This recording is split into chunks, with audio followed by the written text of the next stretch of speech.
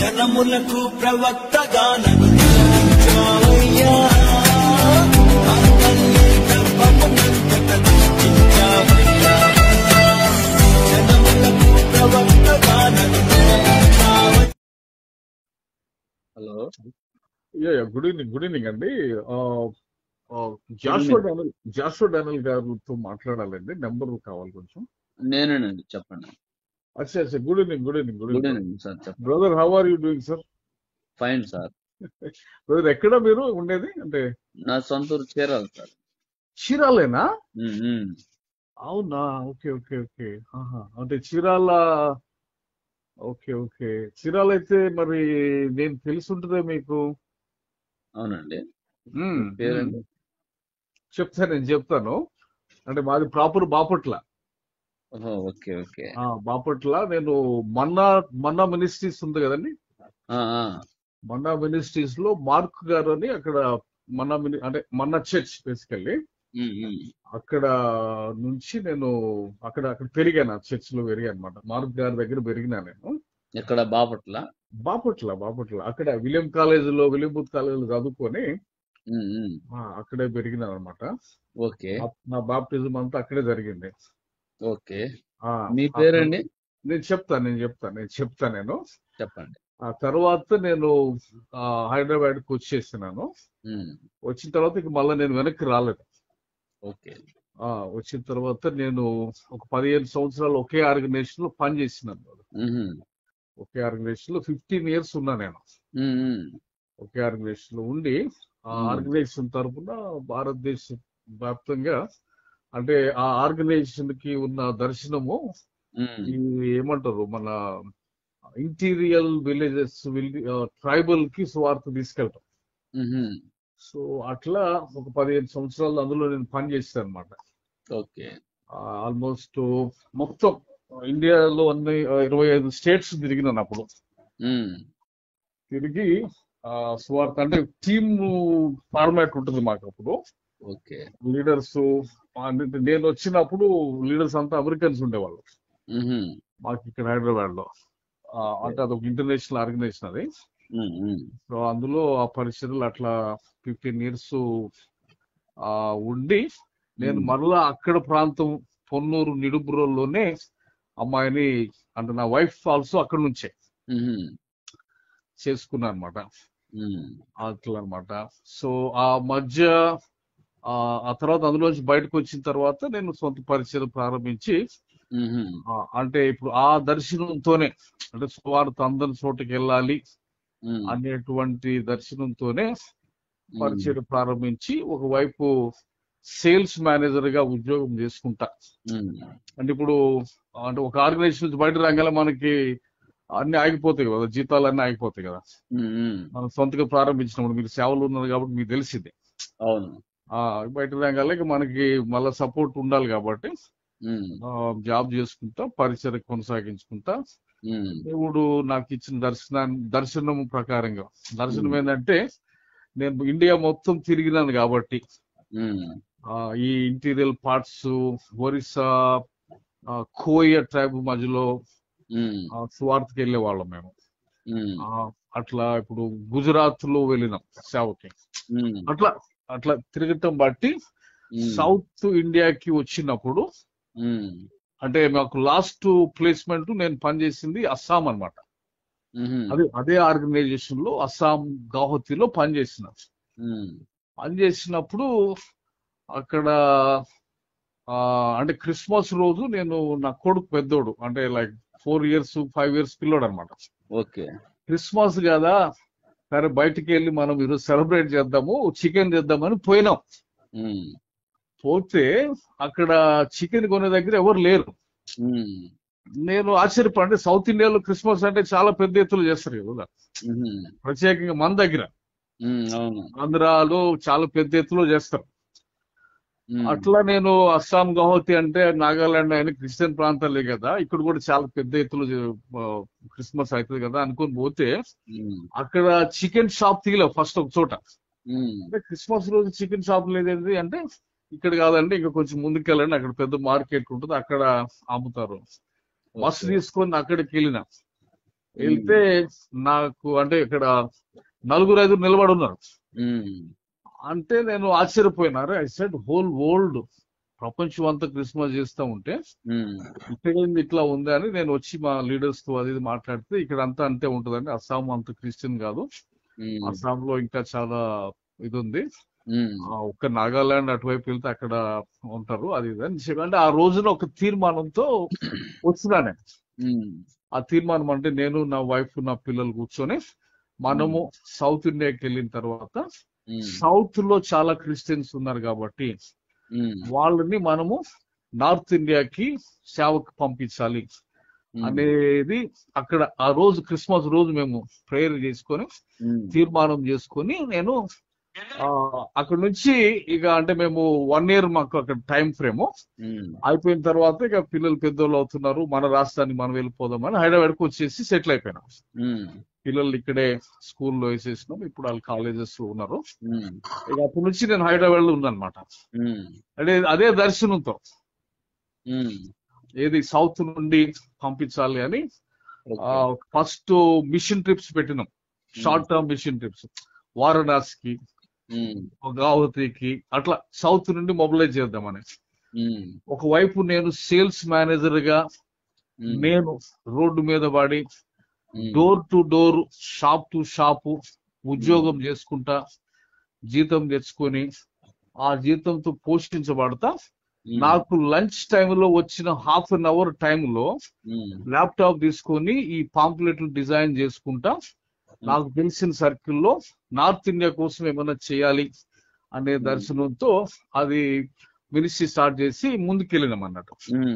ఆ కాంటాక్ట్స్ లో మనం ఒకసారి ఒక నార్త్ ఇండియన్ చర్చ్ ప్లాంటర్స్ ని అంటే అక్కడ చిన్న చిన్నగా చర్చెస్ నడుపుతున్న వాళ్ళకి ఆర్థికంగా మనం సౌత్ ఇండియా వాళ్ళు ఏమైనా చేయొచ్చు అనే కోణంలో వాళ్ళని అంటే నార్త్ ఇండియన్స్ ని హాస్టల్స్ ని సౌత్ ఇక్కడ హైదరాబాద్ తెచ్చి ఒక ట్రైనింగ్ సెంటర్ లాగా ఏర్పాటు చేసి 1 month వాళ్ళ నుంచి training program school of faith అని నడిపించినాం అన్నట్టు. నడిపించి ఇక్కడ చర్చెస్ వాళ్ళని పరిచయం చేసి వాళ్ళకి ఇంత సపోర్ట్ చేయండి, నార్త్ ఇండియాలో చాలా తక్కువ సేవ ఉంది అని చెప్పి అట్లా నార్త్ ఇండియా వైపు సౌత్ ఇండియన్ సంఘాలని మొబిలైజ్ చేస్తా. ఒకవైపు నా పని చేసుకుంటానే, ఎందుకంటే మనకి బయటకు వచ్చేసినప్పుడు మన ఇప్పుడు ఏమంటారు అంటే పాస్టర్స్ గా ఉన్న వాళ్ళు, పూర్తికాల సేవలు ఉన్న వాళ్ళు సంఘాల మీద ఉంటారు. నేను ఒక జాబ్ చేసుకుంటా అదే దర్శనం మళ్ళా వదిలిపెట్టకుండా ఆ దర్శనంతో ఒక ఆర్గనైజేషన్ స్టార్ట్ చేసి రిజిస్ట్రేషన్ చేపించి ఒక బోర్డు మెంబర్స్ పెట్టి ఆ ఆర్గనైజేషన్ ప్లాట్ఫామ్ మీద ఇవన్నీ చేసుకుంటా వచ్చినాం కదా. కోవిడ్ కి ముందు చాలా పనులు చేసినాం మేము ఆర్గనైజేషన్. కోవిడ్ టైంలో డిస్ట్రిబ్యూషన్స్ అని అంటే మాదే అంటే నాకు దేవుడు ఇచ్చిన పని ఏంటంటే అంటే నేను పనిచేసిన సంస్థ కూడా సువార్త అందరి ప్రాంతాలకు వెళ్ళాలి అంటే అది నాకు నేను 21వ సంవత్సరంలో వచ్చిన హైదరాబాద్కి 21 years కి వచ్చేసిన హైదరాబాద్కి. అప్పటి నుంచే నాకు ఏమంటారు నాకు బ్లడ్ లో నిలబడింది. అంటే నేను ఆర్గనైజేషన్ ఎక్కువ కాలం పనిచేసిన కాబట్టి 15 years పనిచేసిన కాబట్టి నేను స్వార్థ అందరి ప్రాంతాలకు పోవాలనే దర్శనంతో నేను పనిచేస్తూ వచ్చిన అనమాట. సో అదే ఫోకస్ తో నేను బయటకు వచ్చినా కూడా అదే లైన్స్ లో ఆర్గనైజేషన్ స్టార్ట్ చేసినాం అన్నమాట. స్టార్ట్ చేసి దాన్ని ముందుకు తీసుకెళ్లి ఆ ప్లాట్ఫామ్ మీద చాలా పనులు చేసినాం, చాలా కార్యక్రమాలు చేసినాము.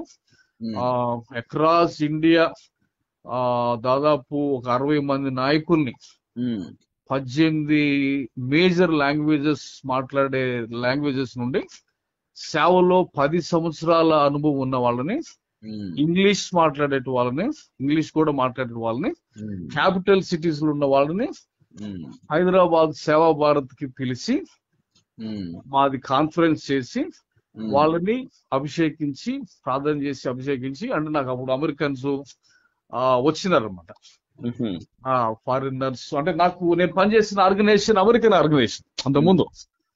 సో నాకు గ్లోబల్ గా ఉన్న ఆ కాంటాక్ట్స్ బట్టి ఇప్పుడు నేను 15 years అందులో ఉన్నానని చెప్పినాను కదా. సో నాకున్న పరిచయాలు బట్టి నేను అప్పుడు కోవిడ్ ముందు చాలా మందిని ఇన్వైట్ చేసి నేను కాన్ఫరెన్స్ చేస్తుండేవాడిని సిటీలో. అట్లా నేను ఇండియా నేషనల్ లీడర్షిప్ సమ్మిట్ అని డాక్టర్ చిరంజీవి గారు మీకు తెలిసి ఉంటారు. డాక్టర్ చిరంజీవి గారిని అడిగితే నా గురించి చెప్తాడు. సిటీలో ఉన్న ఏ పెద్ద నాయకుడిని అడిగినా కూడా నేను ఎవరంటే చెప్తారు వాళ్ళు.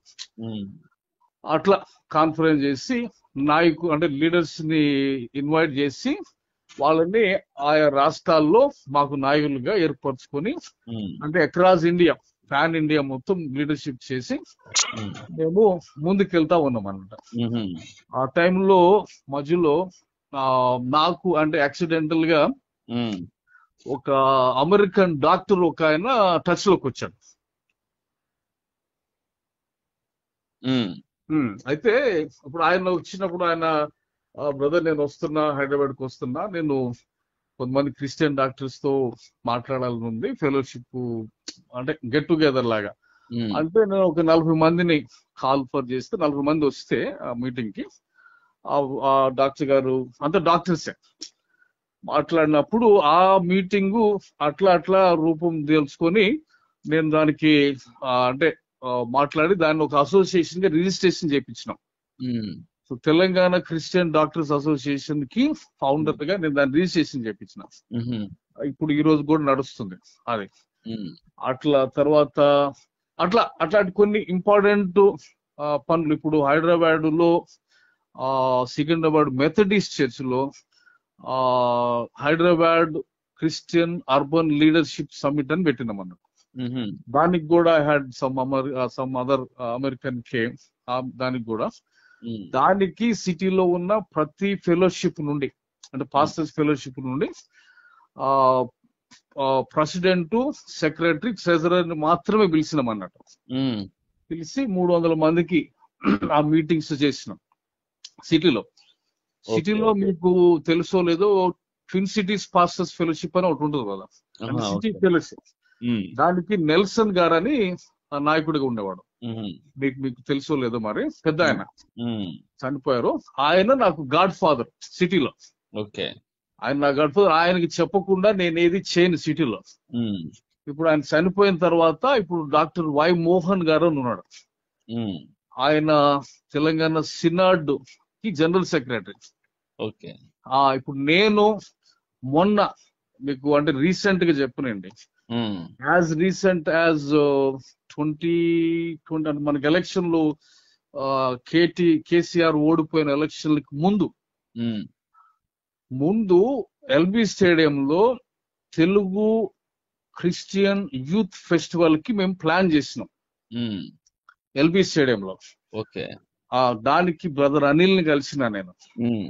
బ్రదర్ అనిల్, సతీష్ గారు, అట్లా ఒక 4 మెయిన్ స్పీకర్లు పెట్టి అంటే భారతదేశంలో బీజేపీ హవా ఎక్కువ నడుస్తుంది, దాడులు ఎక్కువ అవుతున్నాయి, ఈ దాడుల్ని ఎదుర్కోవాలి అంటే యూత్ ని గ్యాదర్ చేయాలి అనేటువంటి ఆలోచనతో మీటింగ్స్ చేసి డిస్కషన్ చేసి దాన్ని చాలా దూరం తీసుకెళ్ళినాం. మేము ఆల్మోస్ట్ బుక్ చేసే దగ్గరికి వెళ్ళినాం స్టేడియం చేసినప్పుడు. హలో బ్రదర్, అయితే అది బుక్ చేసే టైంలో ఎలక్షన్ ని ప్రీపోన్ చేశాడు కేసీఆర్. చేసినప్పుడు మాకు ఎలక్షన్ కోడ్ వచ్చేసింది తెలంగాణలో. వస్తుంది కాబట్టి మనం అనుకున్న డేట్స్ లో స్టేడియం అంటే అటువంటి పబ్లిక్ మీటింగ్స్ చేయడానికి లేదు.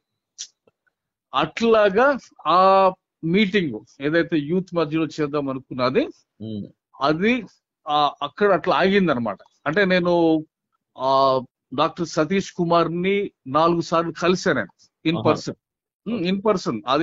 అది ఆంధ్రాలో తెలంగాణలో చాలా మంది తపస్సు చేసినా కానీ జరగదు. అది చాలా మంది అది మీకు తెలిసి ఉంటుంది, మీరు సొసైటీలో ఉన్నారు కాబట్టి. నేను అంటే నాకు అమెరికన్ ఫ్రెండ్స్ ఉన్నారు కాబట్టి నాకు వాళ్ళు వచ్చినప్పుడు డాక్టర్ సతీష్ అంటే ఇంకొకటి సతీష్ గారి పోడియం నుంచి నేను మాట్లాడినాను పుల్పిట్ నుండి మాట్లాడి అంటే నాకు ట్విన్ సిటీస్ ఫెలోషిప్ ప్రెసిడెంట్ గారు నెల్సన్ గారు నాకు గాడ్ ఫాదర్ కాబట్టి నేను సిటీలో చేస్తున్న కాన్ఫరెన్స్లకి సతీష్ గారిని ఇన్వైట్ చేయాలి అని కొన్నిసార్లు నేను కలిసినాను కాబట్టి. సో ఆ కనెక్షన్ లో ఒక 3,000 మంది పాస్టర్స్ సతీష్ గారి చర్చిలో గ్యాదర్ అయినప్పుడు నాకు టైం ఇచ్చారు మాట్లాడటానికి. ఓకే. మాట్లాడిన 3,000 మందిలో నాకు టైం ఇచ్చినప్పుడు నేను స్టేజ్ మీదకి వెళ్ళి, సతీష్ గారు నా వెనకాల ఉన్నాడు, స్టేజ్ మీదకి వెళ్ళి నేను ఫస్ట్ మాట చెప్పినాను. ఏమంటే మనం అందరం కలిసి ప్రార్థన చేద్దాము, భారతదేశంలో అతి పెద్ద సంఘంగా ఉంది కాబట్టి సతీష్ గారికి దేవుడు ఒక ఏరోప్లేన్ ఇచ్చేటట్టుగా ప్రార్థన చేద్దాము అని చెప్పి నేను మాట్లాడి, అంటే నాకు ఒక 5-10 మినిట్ టైం ఇచ్చారు. నేను మిగతా విషయాలు కూడా మాట్లాడి ఫస్ట్ ఇది మాట్లాడినా, ఏరోప్లేన్ ఇవ్వాలి దేవుడు సతీష్ గారికి ఆయన. అంటే అందరు చప్పట్లు కొట్టారు, అంతా మంచిగా లంచ్ చేసుకున్నారు, మీటింగ్ అయిపోయింది. అయితే నా తర్వాత సతీష్ గారు నిలబడ్డాడు మాట్లాడటానికి. నిలబడి ఆయన అదేంటంటే, ఈ బ్రదర్ చెప్తున్నది యాక్చువల్ గా నిజం, ఇది యాక్చువల్ గా మేము అనుకుంటున్నాము, ఇదంతా కోవిడ్ కి ముందు కదా, ఇదే ప్రోగ్రామ్ లో ఉన్నాం మేము. ఎందుకంటే నాకు నార్త్ ఇండియాలో ఒక 50,000 ఉన్న సంఘం నుండి నాకు ఇన్విటేషన్ ఉంది, వాళ్ళు నన్ను రమ్మని అడుగుతున్నారు. సో నేను ఇక్కడ చర్చ్ చూసుకొని మళ్ళీ అక్కడ చర్చ్ చూడాలి అంటే ఖచ్చితంగా నాకు ఇట్లాంటిది అవసరం అవుతుంది. సో థ్యాంక్ యూ బ్రదర్ అని చెప్పి ఆయన స్టేజ్ మీద గుర్తించాడు సతీష్ గారు. అంటే సతీష్ గారికి నేను ఇప్పుడు కూడా కాల్ చేసి నేను వెళ్ళి కలుస్తా, అంటే నా రిలేషన్ అది. ఓకే. సతీష్ గారికి ఉన్న, అంటే నేను అమెరికన్స్ గుండా ఆయన కలిసినాను కాబట్టి చాలా సార్లు నేను కలిసినప్పుడు సతీష్ కుమార్ మన 40,000 యూత్ మీటింగ్ ఒకటి పెడతాడు కదా, మీకు ఐడియా ఉంది కదా, యవనస్తుల సభ ఏషియాలోనే పెద్ద మీటింగ్ అని చెప్పి ఒకటి మీటింగ్ చేస్తాడు ఆయన యూత్ కోసం. ఆ కాన్సెప్ట్, ఆ ఐడియా కూడా ఇచ్చింది నేనే ఆయనకి యాక్చువల్ గా. నేను ఒక అమెరికన్తో కలిసి కూర్చొని అంత మాట్లాడినప్పుడు నేను ప్రజెంట్ చేసిన, సతీష్ గారు మీరు పెద్ద సంఘం ఉంది కాబట్టి ఒక స్టేడియంలో ఒక 40,000 మందితో తెలుగు క్రిస్టియన్ యూత్ మీటింగ్ పెడదాము అనుకుంటున్నాను, దానికి మీరు స్పీకర్ గా రావాలి, అది దాన్ని నేను ఆయన ఇన్వైట్ చేసిన ఆ మీటింగ్ లో. ఓకే. అయితే నాకు ఆయన చెప్పింది ఏమంటే, వెరీ నైస్ బ్రదర్, మంచి ఐడియా, అయితే మీరు ఫస్ట్ విజయవాడలో ఒక 5,000 మందితో స్టార్ట్ చేయండి అని చెప్పాడు ఆయన సతీష్ గారు. ఓకే. సో అన్నప్పుడు అంటే సరే ఓకే అనుకుని బయటకు వచ్చేసినాం. అయితే నేను దాని కరెక్ట్ టైం ఇప్పుడు ఎలక్షన్ ముందు చేద్దాము అనేటప్పుడు మేము ప్లాన్ చేసినాం, అది ఇన్ఫర్మేషన్ అంతా మీటింగ్స్ డిస్కషన్స్ అన్ని అయినాయి. కానీ ఆ ప్రీపోన్ అవటం ఎలక్షన్ బట్టి అది ఇదైంది అనమాట. అంటే అది నేను అంటది ఏమంటే, ఇప్పుడు రైట్ నౌ ఇప్పుడు ప్రస్తుతానికి ఇప్పుడు మేము అంటే నాకున్నటువంటి సొసైటీ ఆర్గనైజేషన్ తరఫున అంటే మా దర్శనం స్వార్థ అందరి ప్రాంతాలకి వెళ్ళాలి అనేటువంటి దర్శనము బట్టి, అంటే దేవుడు నాకు ఇచ్చిన దర్శనం అది. నేను 1997 లో మీరు చీరాలు అంటున్నారు, అవును మీరు చీరాలు అంటున్నారు, నేను అక్కడే కాబట్టి నేను విలియం బూత్ కాలేజీలో చదివిన. ఓకే. నేను ఇంగ్లీష్ మీడియంలో చదవలేదు, అయినా కూడా దేవుడు నాకు ఇచ్చిన దర్శనం 97 లో భారతదేశము ఉద్యమంతో రగిలిపోతుంది, భారతదేశం ఫైనాన్షియల్ గా అభివృద్ధి అవుతుంది, భారతదేశం నుండి ఇతర దేశాలకి అమెరికా ఏ విధంగా సువార్త వేరే దేశాలకు తీసుకెళ్ళిందో అట్లాగా ఇండియా వేరే దేశాలకు తీసుకెళ్ళాలి అనేటువంటి దర్శనం దేవుడు నాకు ఇచ్చిన దాన్ని బట్టి కోవిడ్ అయిపోయిన తర్వాత కూడా మేము అదే కార్యక్రమంలో ఉన్నాము ప్రస్తుతానికి కూడా. ఇప్పుడు ఒక 30 దేశాల్లో నాకు 300 మంది లీడర్స్ ఉన్నారు. మీరు హైదరాబాద్ వస్తే నన్ను కలవండి, ఎందుకంటే ఫస్ట్ వీక్ ఆఫ్ మేలో నేను ఆఫ్రికన్ లీడర్షిప్ సమిట్ లో మాట్లాడుతున్నా. సో 300 లీడర్స్ ఉన్నారు. నేను డిసెంబర్ 12న అంటే మీకు సిటీలో అంటే ఎంతమంది లీడర్స్ తెలుసో నాకు తెలీదు. డిసెంబర్ 12న నేను ప్రవీణ్, ఎవరు బెల్లంపల్లి ప్రవీణ్ గారిని నేను కలిసిన, బెల్లంపల్లి ప్రవీణ్ గారిని, షారోన్ సిస్టర్ నేను కలిసినాను. నాకు వాళ్ళకి మధ్యలో ఉన్న ఒక, అంటే నేను హైదరాబాద్కు వచ్చినప్పటి నుండి నాకు పరిచయం ఉన్న ఒక బ్రదర్ గుండా, ఆయనకు ఒక 5 ఎకరాలు స్థలము గట్కేశ్వర్లో ఉంటది. ఆయన ఒక 3,000 మంది హాస్టల్ పిల్లల్ని పోషిస్తుంటాడు. మాథ్యూ మీగర్ అని ఆయన పేరు. ఆయన నాకు 95 నుండి తెలుసు అనమాట, హైదరాబాద్ కి వచ్చినప్పుడు. ఆయన నన్ను పిలిస్తే ఆయన పరిచయం మేరకు ప్రవీణ్ బ్రదర్ ని, షారూన్ సిస్టర్ ని నేను కలిసి ఉమ్, మాట్లాడి వాళ్ళని ఆఫ్రికాలో క్రూసైడ్ పెడతానికి ఇన్వైట్ చేసినాం. ఉమ్, అది సో అంటే ఆ రూట్ లో మేము పని చేస్తున్నాం. ఓకే. ఇప్పుడు మేము చేస్తున్న కార్యక్రమాలు ఏంటంటే, అంటే దర్శనం మేరకు ఉమ్, మేము చేస్తున్న పనులు ఏమంటే, భారతదేశం నుండి ఇతర దేశాలకు సేవ వెళ్ళాలి ఉమ్, అని చెప్పి ఒక 10 మంది భారతదేశంలో ఉన్న ఒక టాప్ 10 ఇవాంజలిస్టుల్ని ఐడెంటిఫై చేసినాం, గుర్తించినాం. ఉమ్, అందులో ఒక ప్రవీణ్ గారు, ఉమ్, ఆ తర్వాత రాంబాబు గారు, ఉమ్, అట్లా కొంతమందిని మేము ఐడెంటిఫై చేసి వాళ్ళకి అందరికి ప్రపోజల్స్ ఇచ్చినాం ఆల్రెడీ. ఉమ్, ఇచ్చి ఆఫ్రికాకి వెళ్దాము, ఆఫ్రికాకి వెళ్ళి అంటే వాళ్ళకు ఒక 40 సిటీస్ ఐడెంటిఫై చేసి ఆఫ్రికాలో, ఉమ్, అంటే ఆఫ్రికాలోనే మాకు ఒక రీజనల్ బోర్డు ఉందన్నమాట. ఉమ్, ఆఫ్రికాలో ఒక 300 మంది లీడర్స్ ఉన్నారు మాకు. ఉమ్, ఇంకొక మాట చెప్తే మీరు నమ్మరు. అదేమంటే ఆ పీటర్, ఇక్కడ తెలుసుంటది మీకు కదా, పీటర్ నాయుడు అని ఒక బ్రదర్ ఉన్నాడు. ఉమ్, పీటర్ నాయుడు తో అంటే నేను ఒక ప్రాజెక్ట్ డిస్కస్ చేస్తుంటా. ఆ ప్రాజెక్ట్ కి ఆ బ్రదర్ ని నేను లీడర్ గా ఉండమని అడిగినా నేను. ఉమ్, ఈ డిస్కషన్ అంతా నవంబర్ లో అయిందనమాట. ఓకే. ఆ ప్రాజెక్ట్ ఏమంటే, అంటే మేము focusing on out side of India కాబట్టి, ఉమ్, మాకు ఆఫ్రికాలో లీడర్స్ ఉన్నారు కాబట్టి, సౌత్ సుడాన్ అనే ప్రాంతంలో ఉమ్, యుద్ధాలు జరిగి ఒక 17 లక్షల మంది హోమ్లెస్ రెఫ్యూజీ క్యాంప్స్ ఉన్నారన్నమాట.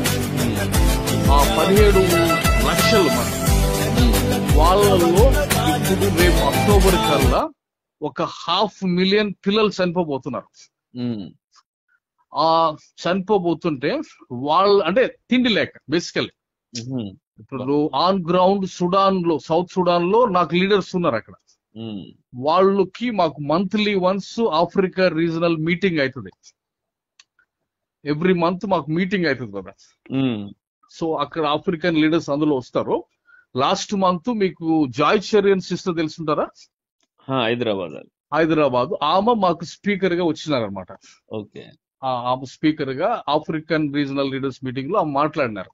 ఉమ్, అయితే ఇప్పుడు ఆన్ గ్రౌండ్ నాకున్న పాస్టర్స్ లీడర్స్ సుడాన్ నుంచి ఉమ్, వాళ్ళు చెప్పిన ఇన్ఫర్మేషన్ మేరకు వాళ్ళు చెప్పింది ఏమంటే, గ్లోబల్ మీడియా అంతా రష్యా మీద, యుక్రెయిన్ మీద ఫోకస్ చేస్తున్నారండి.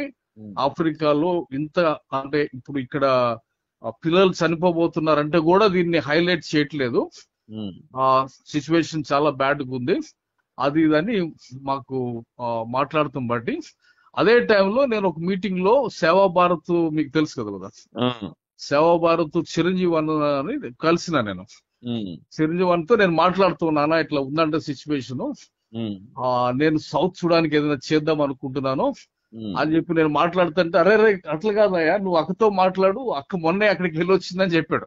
ఉమ్, వాళ్ళు మిస్సెస్ ఓకే. తెలుసు నాకు వాళ్ళందరూ. నేను వెళ్ళి నిలబడితే ఉమ్, చిరంజీవి అన్న ఆయన జేబులో ఉన్న దువ్వెని తీసుకొని నాకు తల దూవుతాడు. ఉమ్, అంటే ఆయన బ్యాప్టిస్టు, నేను బ్యాప్టిస్టు. ఓకే. అండ్ వరంగల్లో Warangal baptist church pastor Niranjan Babu, um, ఆయన నాకు బాబాయ్ అవుతాడు. ఓకే. అంటే బ్యాప్టిస్టు అంటే నా మేనత్ కూతుర్ని చేసుకున్నారు వాళ్ళు, ఉమ్, కొంత మేనత్ కూతుర్ని. సో ఆ రిలేషన్స్ ఉన్నాయి కాబట్టి ఆ బ్యాప్టిస్ట్ సర్కిల్ ఉంటాను నేను. ఉమ్, సో అట్లాంటిది అక్కతో మాట్లాడా, అక్క మొన్న వెళ్ళొచ్చింది సుడానికి అని చెప్తే నేను కలిసినాను అక్కడ ఒక డిన్నర్ టైంలో. ఇక్కడ సికింద్రాబాద్ బ్యాప్టిస్ట్ చర్చ్ లోనే ఆ మీటింగ్ జరుగుతుంది అనమాట. అక్కడ మాట్లాడి మేము ఒక ప్లాన్ చేస్తున్నాం రైట్ నౌ. ఉమ్, ఏది, ఈ 10 మంది టాప్ లెవెల్లో ఉన్న సువార్థికుల్ని, ఉమ్, ప్రవీణ్ గారు ఇట్లాంటి వాళ్ళని ఉమ్, ఆఫ్రికాకి తీసుకెళ్లి, ఆఫ్రికా సౌత్ అంతా చాలా క్రిస్టియన్స్ ఉంటారు, నార్త్ ముస్లిమ్స్ ఉంటారు. ఉమ్, నార్త్ నుండి ఒక 40 సిటీస్ ఇచ్చినాం మేము. ఉమ్, వాళ్ళకి ఒక 47 పేజ్ బ్రోచర్ ఇచ్చినాం. ఉమ్, రాంబాబు గారికి, బల్లారి రాంబాబు గారికి, ఉమ్, ప్రవీణ్, షారోన్ సిస్టర్ కి ఉమ్, బ్రోచర్స్ ఇచ్చినాం. ఏది, మిషన్ ఆఫ్రికా అని ఉమ్, అవి పంపించినాము. ఆ పీటర్ బ్రదర్ ని నేను ఆ ప్రాజెక్ట్ మొత్తానికి లీడర్ గా ఉండమని అడిగినా నేను. ఉమ్, దానికి ఒక బోర్డు ఏర్పాటు చేసినాం. ఉమ్, ఒక 100 మంది లీడర్స్ ని పెట్టినాం దాంట్లో. ఉమ్, అంటే 4 డిపార్ట్మెంట్లు పెట్టామన్నమాట అందులో. ఉమ్, అందులో ఒకటి మెడికల్ క్యాంప్స్, అంటే ఇండియా నుండి ఒక 300 మందిని తీసుకెళ్దాం ఆఫ్రికాకి. ఉమ్, వీటిల్లో భాగంగా మేము ప్లాన్ చేస్తుంది ఏంటంటే ఒక 10,000 టన్స్ తోటి, ఉమ్, అది మీరు వినండి. అది నేను అనేది ఏమంటే ఒక 10,000 టన్స్ తోటి ఉమ్, గ్రోసరీస్ ని, అంటే అక్కడ పరిస్థితిని బట్టి కరువు ఉంది కాబట్టి ఉమ్, భారతదేశ సంఘాలు ఇతర దేశాలకు ఆశ్రదకరంగా మారాలి. ఉమ్, మనం ఎప్పుడు అమెరికా ఆస్ట్రేలియా ఇస్తే తిందామనేటట్టు ఉండొద్దు. ఉమ్, క్రీస్తులో మనం కూడా ఆస్వాదించబడ్డాము. సో మనం కూడా అడుగు ముందుకేస్తేనే మనం దీవించబడతాము అన్నటువంటి, అంటే విశ్వాసంలో అడుగు ముందుకేస్తేనే. ఆ, అంటే ఇప్పుడు పక్షవాది గలవాడిని లే అంటాడు దేవుడు, అవును. ఈ ఊత్సేయగలవాడిని చేయి చాపు అంటాడు దేవుడు. ఉమ్, వాళ్ళు చాపినప్పుడే బాగుపడతారు. ఉమ్, నేను అనేది ఏమంటే మనం పేదలం అన్నంత కాలం మనం అక్కడే అయిపోతాం. ఉమ్, మనము అడుగేస్తే ఆ, ఆస్వాదించడానికి ఇతర దేశాలని, అప్పుడు మనం కూడా ఆస్వాదించబడతాము అన్న కోణంలో మిషన్ ఆఫ్రికాని మేము వర్కౌట్ చేస్తున్నాం ప్రస్తుతానికి.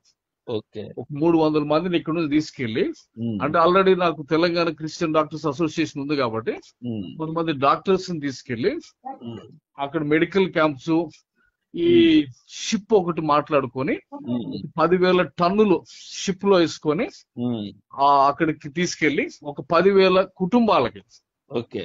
మనము గ్రోసరీస్ ఇవి సప్లై చేసి, ఫుడ్ సప్లై చేసేటట్టు, ఆ పిల్లలు చావకుండా ఆపేటట్టుగా ఉమ్, మనము చేద్దాము అని చెప్పి ఉమ్, ఆ ప్రోగ్రామ్ లో రైట్ నో మేము పనిచేస్తా ఉన్నాం కదా. ఓకే. అంటే ఇప్పుడు మనకి నెలకి, అంటే మనకి పరిచయం ఇప్పుడు ఒక 20-30 దేశాల్లో ఉంది కాబట్టి ఆ, మాకు నెలకు ఒక 17 వర్చువల్ మీటింగ్స్ ఉంటాయి, ఉమ్, జూమ్ మీటింగ్స్ ఉంటాయి అన్నమాట. 17 ఉంటాయి. మేము పనిచేసే ప్రతి దేశంలో మాకు కమిటీస్ ఉంటాయి, బోర్డ్స్ ఉంటాయి అన్నమాట. ఓకే. అంటే ఇప్పుడు శ్రీలంకలో మాకు ఒక 130 మంది పాస్టర్స్ ఉంటారు. ఓకే. పాకిస్తాన్ లో కొంతమంది ఒక 70 మంది ఉంటారు. ఆ, భూటాన్ లో 40-50 మంది పాస్టర్లు, కంబోడియాలో ఉన్నారు. ఉమ్, ఇట్లా వీళ్ళకి మనము చెప్తుంది అంటే మన హోల్, అంటే మన విజన్ ఏంటంటే ఉమ్, భారతదేశం ఇతర దేశాలకు ఆశీర్వాదకరంగా ఉండాలా ఉమ్, అని చెప్పి అందులో భాగంగా ఉమ్, అడాప్షన్ ప్రోగ్రామ్ అని ఒకటి పెట్టినాం. ఉమ్, ఇప్పుడు చిన్న చిన్న సంఘాలు, మీరు శ్రీలంకలో ఉన్న పాస్టర్స్ ని మీరు బ్రాంచ్ కింద అడాప్ట్ చేసుకోవచ్చు. ఉమ్, అంటే మీ సంఘం అవుతారు వాళ్ళు, ఉమ్, నెలకింత అని వాళ్ళకి సపోర్ట్ చేస్తాము. ఉమ్, వాళ్ళు నెక్స్ట్ 2 years మీకు బ్రాంచ్ లెక్కన మీతో కలిసి ఉంటారు, ఓకే. మీ సంఘంగా బేసికల్. ఉమ్, అట్లా అని కొన్ని సంఘాలని మేము ఇక్కడ అడాప్షన్ కూడా మేము వర్కౌట్ చేసినాం. కొంతమంది మనకి, అంటే ఇప్పుడు వరంగల్లో బిషప్ మార్కండేయ గారు ఉన్నారు, వరంగల్ పాస్టర్స్ ఫెలోషిప్ ప్రెసిడెంట్ ఆయన. ఉమ్, ఆయన 2 సంఘాలు అడాప్ట్ చేసుకున్నాడు. ఉమ్, ఆయన నెల వాళ్ళకి 5,000 చొప్పున ఆయన పంపుతా ఉంటాడు. ఓకే. ఇది అది ఇట్లాంటి పరిచయం చేస్తా ఉన్నా కదా నేను. ఓకే. సో అదనమాట, నేను అంటే బాపట్ల నుండి వచ్చి ఉమ్, ఇది ఇట్లాంటి పరిచయం చేస్తున్న నా గురించి ఆ, మీరు అనిల్ అని చెప్పి ఏదో వీడియో పెట్టి నడిపిస్తా ఉన్నారు. అవునవును, మీరేనా అనిల్? మీరు చెప్పండి మరి, ఏది రైట్ ఏది రాంగో. ఇప్పుడు జనములకు ప్రవక్త ఆహా. గానగుంచావయ్యా. మరి ప్రవీణ్ అన్న తాగటం మీరు చూసారా? ఆహా, ఇవన్నీ కాదు, ఆపు నువ్వు. మళ్ళీ కాదని చెబుతా, నీ సోద నాకెందుకు, నువ్వేం చేస్తే నాకెందుకు? నేను అడిగిన అరే బట్టే వాసన రే. నీకేం తెలుసురా నీకు? రే అనిల్ గా, నువ్వు ఎవడరా యూజ్లెస్ ఫెలో నువ్వు? నువ్వు పెద్ద పోటు కూడా అనుకున్నావు అంటారా నువ్వు? నువ్వు అంటే నువ్వు ఇన్ని చెప్తే అనుకుంటావు. అనిల్ గా, నీ అబ్బా, నువ్వు ఎవడరా? నువ్వు యూజ్లెస్ ఫెలో, ఇంతలోనే బయటపడదు ఏదో యూజ్లెస్ ఫెలోగా. ఏంటది? యూజ్లెస్ ఫెలో ఏంటది? నువ్వు చెప్పినంత ఏమందరా బాడుకోగా నీ నువ్వు ఇప్పుడు దాకా నువ్వు చెప్పిన దానికి నువ్వు మాట్లాడిన దానికి తేడా ఉందంటరా అనిల్ గా? రే ఇప్పుడు దాకా నువ్వు మాట్లాడిన దానికి, నువ్వు చెప్పిన దానికి, నువ్వు పెట్టుకున్న సోదికి, నువ్వు మాట్లాడిన దానికి ఉందంటరా నీకు? బిషప్ లెవెల్లో మీరు ఉండే ఒక పనికి మాట్లాడు. నేను అడిగిన దానికి సమాధానం చెప్పకుండా నువ్వు అంటావే. నేనేం అడిగాను? నువ్వు తాగడం చూసావా? ఏంటది? నువ్వు తాగుతుంది చూసావా? పడా ప్రవీణ్ కుమార్ గారు తాగడం చూసావా? బ్రదర్ ఒక్క మాట నేను నువ్వు చెప్తాను. తాగడం చూసే చెప్పు. అంటే నేను చూడకపోతే ఆయన తాగడానట. నువ్వు మరి అంతే, నువ్వు చూసావా? నువ్వు ఎప్పుడైనా తాగి నీతో కలిసి తాగాడా? లేదు మీ ఇద్దరు కలిసి తాగారా? ఒక మాట నాకు ఇవన్నీ కాదు. నువ్వు నిజంగా నువ్వు చెప్పిన వాస్తవాలు అయితే నువ్వు దీనికి సమాధానం చెప్పు. నువ్వు ఏంటది? నువ్వు చెప్పినంత నువ్వు నాకు ఎంతో చెప్పావు కదా, నేను నిజంగానే విన్నా. అది నాకు ఎక్కడ వింటున్నా అనిపించింది. నువ్వు తాగావా, నువ్వు అసలు ఎట్ట మాట్లాడుతుంటేనే నువ్వు అంతలో టెంప్టేషన్ అయ్యావు. నువ్వు టెంప్టేషన్ కాదు బ్రదర్, ఇప్పుడు పద్ధతిగా మాట్లాడి నువ్వు ఎవడెవడు చెప్పినాడు తనబాక. వన్ మినిట్ నాకు కానీ తెలుసులే, కానీ నేను మాట్లాడేది ఏంటంటే మీరు అసలు ఏం నువ్వు తాగడం చూసావా? నువ్వు చెప్పు. తాగటం ఎవరు చూస్తారు బ్రదర్? అది మరి నువ్వు తాగిన ఎలా చెప్తున్నా? నువ్వు డెడ్ బాడీని చూసావా? ఒకటి ఇక్కడ నువ్వు డెడ్ బాడీని చూసావా? నేను అన్ని చూసినా. ఎక్కడున్నా నువ్వు చెప్పు. నేను సికింద్రాబాద్ చర్చిలో. నువ్వు సికింద్రాబాద్ చూసావు. నేను స్పాట్ కి వెళ్ళి చూసా. ఒక ఎస్సీ కమిషన్ చైర్మన్ తీసుకుని వెళ్ళి రాజ్యాంగ పదవిలో ఉన్న వ్యక్తిని తీసుకుని వెళ్ళి నేను అప్పుడు ఆయన లేకపోతే పోస్ట్ మార్టం కూడా చేసేవాళ్ళు కాదు. అర్థమైందా? అంటే నేను అంటుంది ఇప్పుడు నేను తీసుకొని వెళ్ళా. నాకు తెలుసు ఆడ ఏం జరిగిందని చూసుకొని వెళ్ళా. నేను కన్ఫర్మ్ చేసుకొని పిచ్చిగా మాట్లాడి నేను వెళ్ళి ఆడికి వెళ్ళి చూస్తే టోటల్ గా బాడీ మీద వీళ్ళు రాసిన 18 గాయాల కన్నా కూడా ఇంకా ఎన్నో ఉండే. అతను హత్య చేసి చంపారు అతన్ని. నీకు ఒక విషయం తెలుసో తెలీదో, ఆ రోజు డెడ్ బాడీని పోస్ట్ మార్టం చేయకుండా తూతూ మంత్రం తీసుకెళ్ళని చూస్తే SC commission left right warning ఇచ్చాడు. అప్పుడు టీమ్ ఆఫ్ డాక్టర్స్ తెచ్చి మా తరపున ఒక డాక్టర్ పంపించి వీడియో తీపించారు. అవన్నీ నా దగ్గర ఎవిడెన్స్ ఉన్నాయి, మా దగ్గర ఎవిడెన్స్ ఉన్నాయి. ఓకే ఓకే అంటే పోస్ట్ మార్టం చేయకుండా ఎందుకు? అంటే 60,000 మంది జనం వచ్చినప్పుడు 60,000 మందిని లోపలికి రానిలా. అర్థమైందా? ఒక రోపు పోస్ట్ మార్టం రూమ్ లో పెట్టింది ఒక్కడనే పెట్టి ఆడు మొత్తం రోపులు కట్టేసి ఎవరిని లేకుండా ఒక అంబులెన్స్ లోపలికి పంపారు అంతే. ఓకే ఓకే అంటే పోస్ట్ మార్టం చేయకుండానే పంపుదామని చూశారు. అంటే నాకు ఇప్పుడు ఒక మాట చెప్పండి. ఇప్పుడు అంటే మీ కాల్ ముందు ఇప్పుడు దాకా నేను రాజు బోడతోనే మాట్లాడుతున్నా అమెరికా నుండి. ఆయన కూడా ఏదో అంటే మేమంతా కలిసి డిబేట్ చేసినాం కాబట్టి ఆయన కూడా ఏదో చెప్తున్నాడు చాలా హై లెవెల్. ఇప్పుడు ఇవన్నీ నాకు తెలియదు. వినండి ఒక మాట, నాకు తెలియనప్పుడు మీరేం చేయాలి? మేము గ్రౌండ్ స్థాయికి వెళ్ళారు కనుక్కొని మాట్లాడాలి. అది పద్ధతే. అంతేగాని మీరు ఆయన తాగాడు నేను నమ్ముతున్నాను నేను చూసాను అంటే ఓకే, మీరు చూశారు, మీకు అలా అనిపించింది అనుకో. అసలు మీ స్పాట్ లో లేరు, డెడ్ బాడీ పడిన ప్లేస్ చూడలేదు, అలాగే పోస్ట్ మార్టం లో ఉన్న డెడ్ బాడీని చూడలేదు, పోస్ట్ మార్టం రూమ్ లో ఉన్న డెడ్ బాడీని చూడలేదు. ఏం తెలుసా మీకు? నేను చెప్పేది వినండి. పోస్ట్ మార్టం చేసిన డాక్టర్లు అందరూ మాట్లాడిన వాయిస్ నా దగ్గర ఉండే. ఓకే ఓకే అంటే ఏమంటారు వాళ్ళు? చంపారండి అని చెప్తున్నారు. వాళ్ళందరూ వాయిస్ మీ దగ్గర ఉన్నాయి? ప్రతి ఒక్కరి వాయిస్ నా దగ్గర ఉంది. వస్తారు రేపు అందరూ అఫ్రవిట్లను కోర్టులు వేస్తారు వాళ్ళందరూ. అంత మరి ఎందుకు అంత వీళ్ళు పబ్లిక్ లో రాకుండా అట్లా ఒక మాట బ్రదర్, ఇక్కడ ఏమంటే ఏమిటి కాదు, మీరు ఒకటి గుర్తుపెట్టుకోండి. ఒక విషయంలో ఏదైనా మాట్లాడేటప్పుడు ముందు వెనక పూర్తిగా కనుక్కొని మాట్లాడాలి. ఇది క్రైస్తవ్యంతో మనోభావాలతో ముడిపడి గుండె గాయమైన పరిస్థితుల్లో ఉన్న దాన్ని అదేమి విచారణ చేయకుండా ఏదో మీడియా వాడు ఎవడో పిలిచాడని చెప్పేసి ఏం తెలుసు ఆర్టీ వాడు గురించి నీకు? అదే నేను అంటుంది. నాకు రాజుబౌడ ఫోన్ చేసి మాట్లాడతా ఆర్టీవీది చౌదరీస్ కదండి అంటున్నాడు. నాకు చౌదరీస్ తో కమ్మాల్సి అంటే అసలు అరే నాకేం తెలుసు, మనకి ఛానల్స్ తో పని ఏముంటది? ఏ ఛానల్ అయినా కావచ్చండి. మీరు వాస్తవం ఎందుకు మాట్లాడలేదు నాకు చెప్పండి. మీరు చూడకుండా మీరు ఎట్లా మాట్లాడతారు? ఒక మాట ఇప్పుడు మనకి ఒకటి గుర్తు పెట్టుకోండి, సిద్ధాంత పరంగానో లేదా ఇంకో పరంగా ఉండొచ్చు.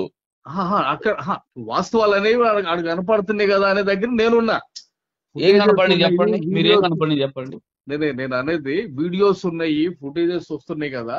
ఏమండి ఇప్పుడు దాని వెనకాల స్కెచ్ల సంగతి ఇప్పుడు రాజు కూడా చెప్తున్నాడు. దీని వెనకాల చాలా పెద్ద స్కెచ్ ఉందండి, మీకు అవన్నీ మీరు ఇన్ని దేశాలు ఇన్ని చెప్పారు. నాకు ఏమాత్రం మీకు ఆ సెన్స్ పని చేయలేదా మీకు మరి? వినండి వినండి వినండి. ఇక్కడ ఇష్యూ ఏంటంటే ఇప్పుడు మీరు ఒక స్టాండ్ తీసుకుని ఉండొచ్చు. మీరు మర్డర్ అని మీరు నేను స్టాండ్ తీసుకోవడం కాదండి.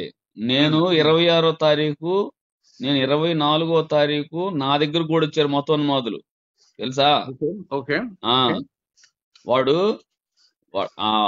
నేను వాడు క్యాచ్ చేసే సమయంలో లెఫ్ట్ లో వెళ్ళిపోయి, నేను అప్పుడు వేరే కొండేకి బయలుదేరి వెళ్ళాను. నేను 24 వెళ్ళాను, 25 చూసిన, 26 ఉదయం నాకు తెలిసింది, 25 ఉదయం తెలిసింది, 25 ప్రేయర్ చూసుకుని 26 ఇంటికి వచ్చి నేను 25 మాట్లాడింది కూడా మీరు చూడండి. ఏమన్నా తెలుసా? 24 మీ దగ్గరకు వచ్చారు అంటే అర్థం కాల నాకు. అంటే మిమ్మల్ని అటాక్ చేయడానికి వచ్చారా?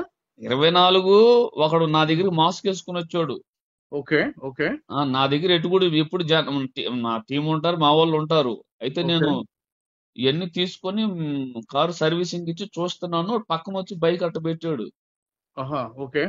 ఆ సీసీటీవీ ఫుటేజ్ కూడా తీయమని చెప్పాను నేను. తర్వాత చూశాను, అట్ట కంగారు చూస్తున్నాడు. ఎవరు మనలతో చెప్పాను, వెంటనే లేట్ మన వాళ్ళు అక్కడ నుంచి వచ్చి లోపు వెళ్ళిపోయాడు. ఆ రోజే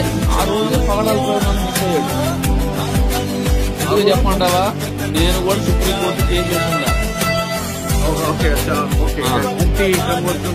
అది కాదు, కరుణాకర్, రాధా మనోహర్ దాస్ గాడు, లలిత్ కుమార్ గాడు పోలీసుల మీద ఇక్కడ హైకోర్టులో నేను పిల్లు ఒకటి వేస్తే దాన్ని వీళ్ళు అబ్యూజ్ చేసిన ఎవిడెన్స్ పెడితే, ఇక్కడున్న చీఫ్ జస్టిస్ ఇలా కావచ్చు, ఇంకో జస్టిస్ కావచ్చు, వాళ్ళ మీద ఆర్ఎస్ఎస్ ఇన్ఫ్లుయెన్స్ పడిపోయి గురుడితనంగా కేసుని డిస్మిస్ చేస్తే సుప్రీంకోర్టు దాన్ని ఛాలెంజ్ చేసి నా డైరీ నెంబర్ అయితే త్వరలో నెంబర్ అవుతుంది అది. ఇవన్నీ మేము చేసాము. తర్వాత అతను నాకు చనిపోయిందని తెలిస్తే ఫస్ట్ నేను కూడా యాక్సిడెంట్ అయిన 25వ తారీఖున నేను అంతే అనుకున్నా.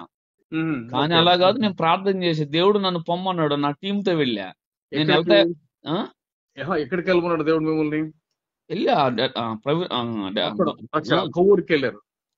గవర్నమెంట్ హాస్పిటల్కి వెళ్ళా నేను. వెళ్తా నేను రాజ్యాంగబద్ధంగా నియమింపబడిన SC commission chairman, ex chairman తీసుకుని వెళ్ళా. ఆ రోజు ఆయన రాకపోతే పోస్ట్ మార్టం రూమ్ ఛాయలకి ఎవరు రానిచ్చేవాళ్ళు కాదు. ఆయన వచ్చి లోపలికి వెళ్ళి 12 గంటలు ఏంటి ఈ అంబులెన్స్ ఇప్పుడు వచ్చింది పోస్ట్ మార్టం కాకుండా అడిగాడు. సార్ డెడ్ బాడీని తీసుకెళ్ళడానికి వచ్చామండి. ఇప్పుడు ఒట్టు ఏంటంటే, ఏమో సార్ రమ్మన్నారు, తీసుకెళ్లాలన్నారు అన్నారు. అంబులెన్స్ వాళ్ళకి తెలియదు ఈయన ఎవరు. అప్పుడు పిలిచారు వాళ్ళు, ఎవరయ్యా మీరు అని చెప్తే జూనియర్ డాక్టర్లు ఉన్నారు ఆడ. మీరేంటి team of doctors eri, professor AD, assistant professor AD, associate professor AD, మొత్తం లేచాడు. ఇంకా సార్ వస్తున్నారు సార్ అని 1.5 గంట లేట్ చేశారు. ఎందుకంటే అన్ప్రిపేర్డ్ వాళ్ళు. ఈ లోపు డెడ్ బాడీని ఎవరు చూడనైపోతుంటే ఆయన ఎస్సీ కమిషన్ చైర్మన్ కాబట్టి ఆయనకి సెక్యూరిటీ ఇచ్చి లోపలికి వెళ్ళి తీసుకెళ్లారు. అప్పుడు ఇదిగో వీళ్ళు సీజీఎస్ తరపు నుంచి జాషువా డానియల్ చూస్తారని చెప్పి మా టీంని పంపించాడు లోపలికి. నేను దగ్గరుండి డెడ్ బాడీని చూశాను నేను. మీరు స్పాట్ లో ఉన్నారు అక్కడ? స్పాట్ నేను చూశాను. ఉన్నప్పుడు ఈ మహాసేన్ రాజేష్ వచ్చాడా మరి? అప్పుడు వాడేవాడు మాయిగాడు, వాడు యూజ్లెస్ ఫెల్, వాడు జాతి నమ్ముకున్న దరిద్రుడైతే వాడు ఇప్పుడు కాదు ఈ దళిత జాతిని క్రైస్తవులు అడ్డం పెట్టుకున్న అడ్డగాడేవాడు. చాలా స్టోరీ ఉంది, చాలా స్టోరీ. వాడు మా దృష్టిలో మనిషి కూడా కాదు వాడు అసలు. వాడిని వాడు ఫ్యామిలీ మెంబర్స్ కి ఫోన్ చేసి ఇది యాక్సిడెంట్ అని చెప్పటం, ఫ్యామిలీ మెంబర్స్ దూరంగా ఉండే వాళ్ళకి. వాడు డ్రామాలు, వాడు ఏదో ముష్టేస్తారని చెప్పి వాడు ఇది కళ్ళతో చూసా. నేను కళ్ళతో చూసా, నేనే కాదు, ఎస్సీ కమిషన్ చైర్మన్ గారు కూడా చూశారు. చూసి గుండె తరుక్కుపోయింది. అంటే నాకు అంటే నేను మామూలు జనరల్ అంటే ఇప్పుడు ఆయన ఎక్కడో మర్డర్ చేసి తీసుకొచ్చి అక్కడ వేసారంటారా? ఖచ్చితంగా. మరి అది అంటే ఎట్లాగా, మరి అది ఎట్లా ఇదైతే తర్వాత వస్తుందండి, మొత్తం వస్తే చూడండి మీరు. దేవుడు చేతగానోడు కాదు. 1000% కన్విన్స్ ఉన్నారంటే మర్డర్ అనేసి? 1000 కాదండి,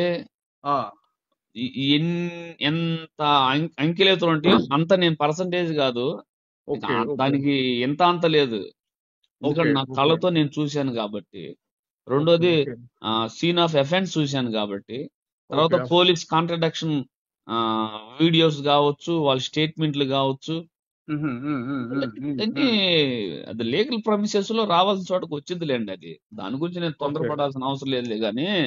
ఓకే ఓకే ఆ ఓకే. అంటే ఇప్పుడు హైదరాబాద్ లో ఉన్న నాకేముంటదంటే, నాకు కనపడేవి ఆ టీవీలో చూపించే మనకు తెలుస్తాయి. ఇప్పుడు వాళ్ళు అరే క్లియర్ గా ఫుటేజెస్ ఇస్తున్నారు, అరే అక్కడ లారీ కింద పడుతూ ఉంది అంటే మనకు తెలిసి అయ్యే కదా. హైదరాబాద్ లో నేను టీవీ ముందు కూర్చుంటే నాకు కనపడి అయ్యే కదా. ఒక్కటండి, మీ మీద ఒక చిన్న మాట పెడితే ఎంత బాధపడ్డారు మీరు బతికున్నప్పుడు. ఒక చనిపోయి భర్తను ఒక కోల్పోయి, తండ్రిని కోల్పోయి, కొడుకును కోల్పోయి, ఒక క్రైస్తవంలో దేవుని పక్షాన మాట్లాడిన వ్యక్తిని కోల్పోయినా వాళ్ళ ఒక కుటుంబానికి ఒక మాట మాకెంత ఉండిద్ది. ఒక ఆ? మాట ఒక నాకు మాట ఆయన 9 సంవత్సరాలు పరిచయం. ఒక మాట ఓకే అర్థమైందా? అయితే 9 సంవత్సరాలు. ఓకే ఓకే ఆ అయితే ఓకే అంటే ఒక మాట కదా, అంటే మీరు క్రిస్టియన్ అంటున్నారు కాబట్టి, అంటే మీరు బిషప్ గారు కాబట్టి, నేను ఒక క్రిస్టియన్ గా నేను తీసుకున్న స్టాండ్ ఏంటంటే, ట్రూత్ కావాలి కదా.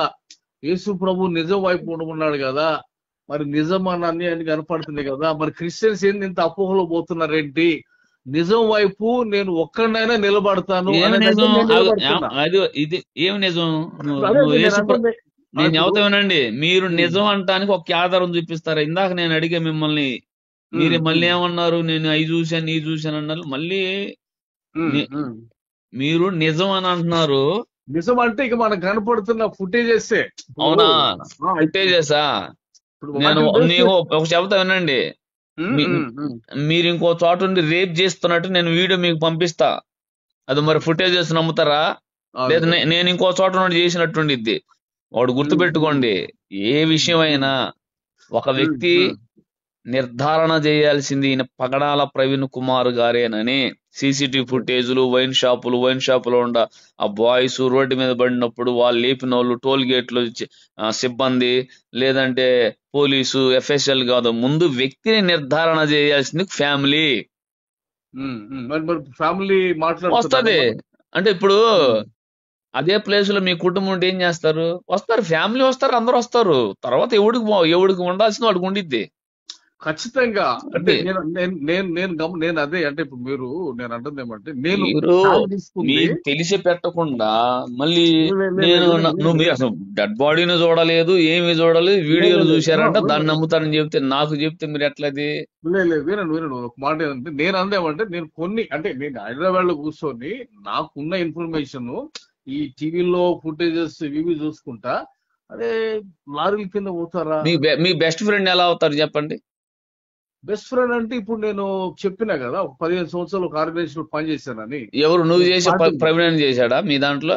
నేను పనిచేసిన ఆర్గనైజేషన్ లో నా తర్వాత జూనియర్ గా నేను మీ బయోడేటా మొత్తం నా దగ్గర ఉంది. ఓకే ఓకే అర్థమైందా? మీరు ఇలా వస్తారని నేను మాట్లాడా, వచ్చారు. నేను మీరు చెప్పిన కొన్ని దాని ఆపోజిట్ షేడ్ లో నేను ఎన్నో ఉన్నాయి నా దగ్గర. అర్థమైందా? నేను దైవజన్ని కాపాడడానికి సంస్థ పెట్టుకొని దేవుని కృపతో మా సిడిఎస్ 8,000 మంది పాస్టర్లు ఉంటారు.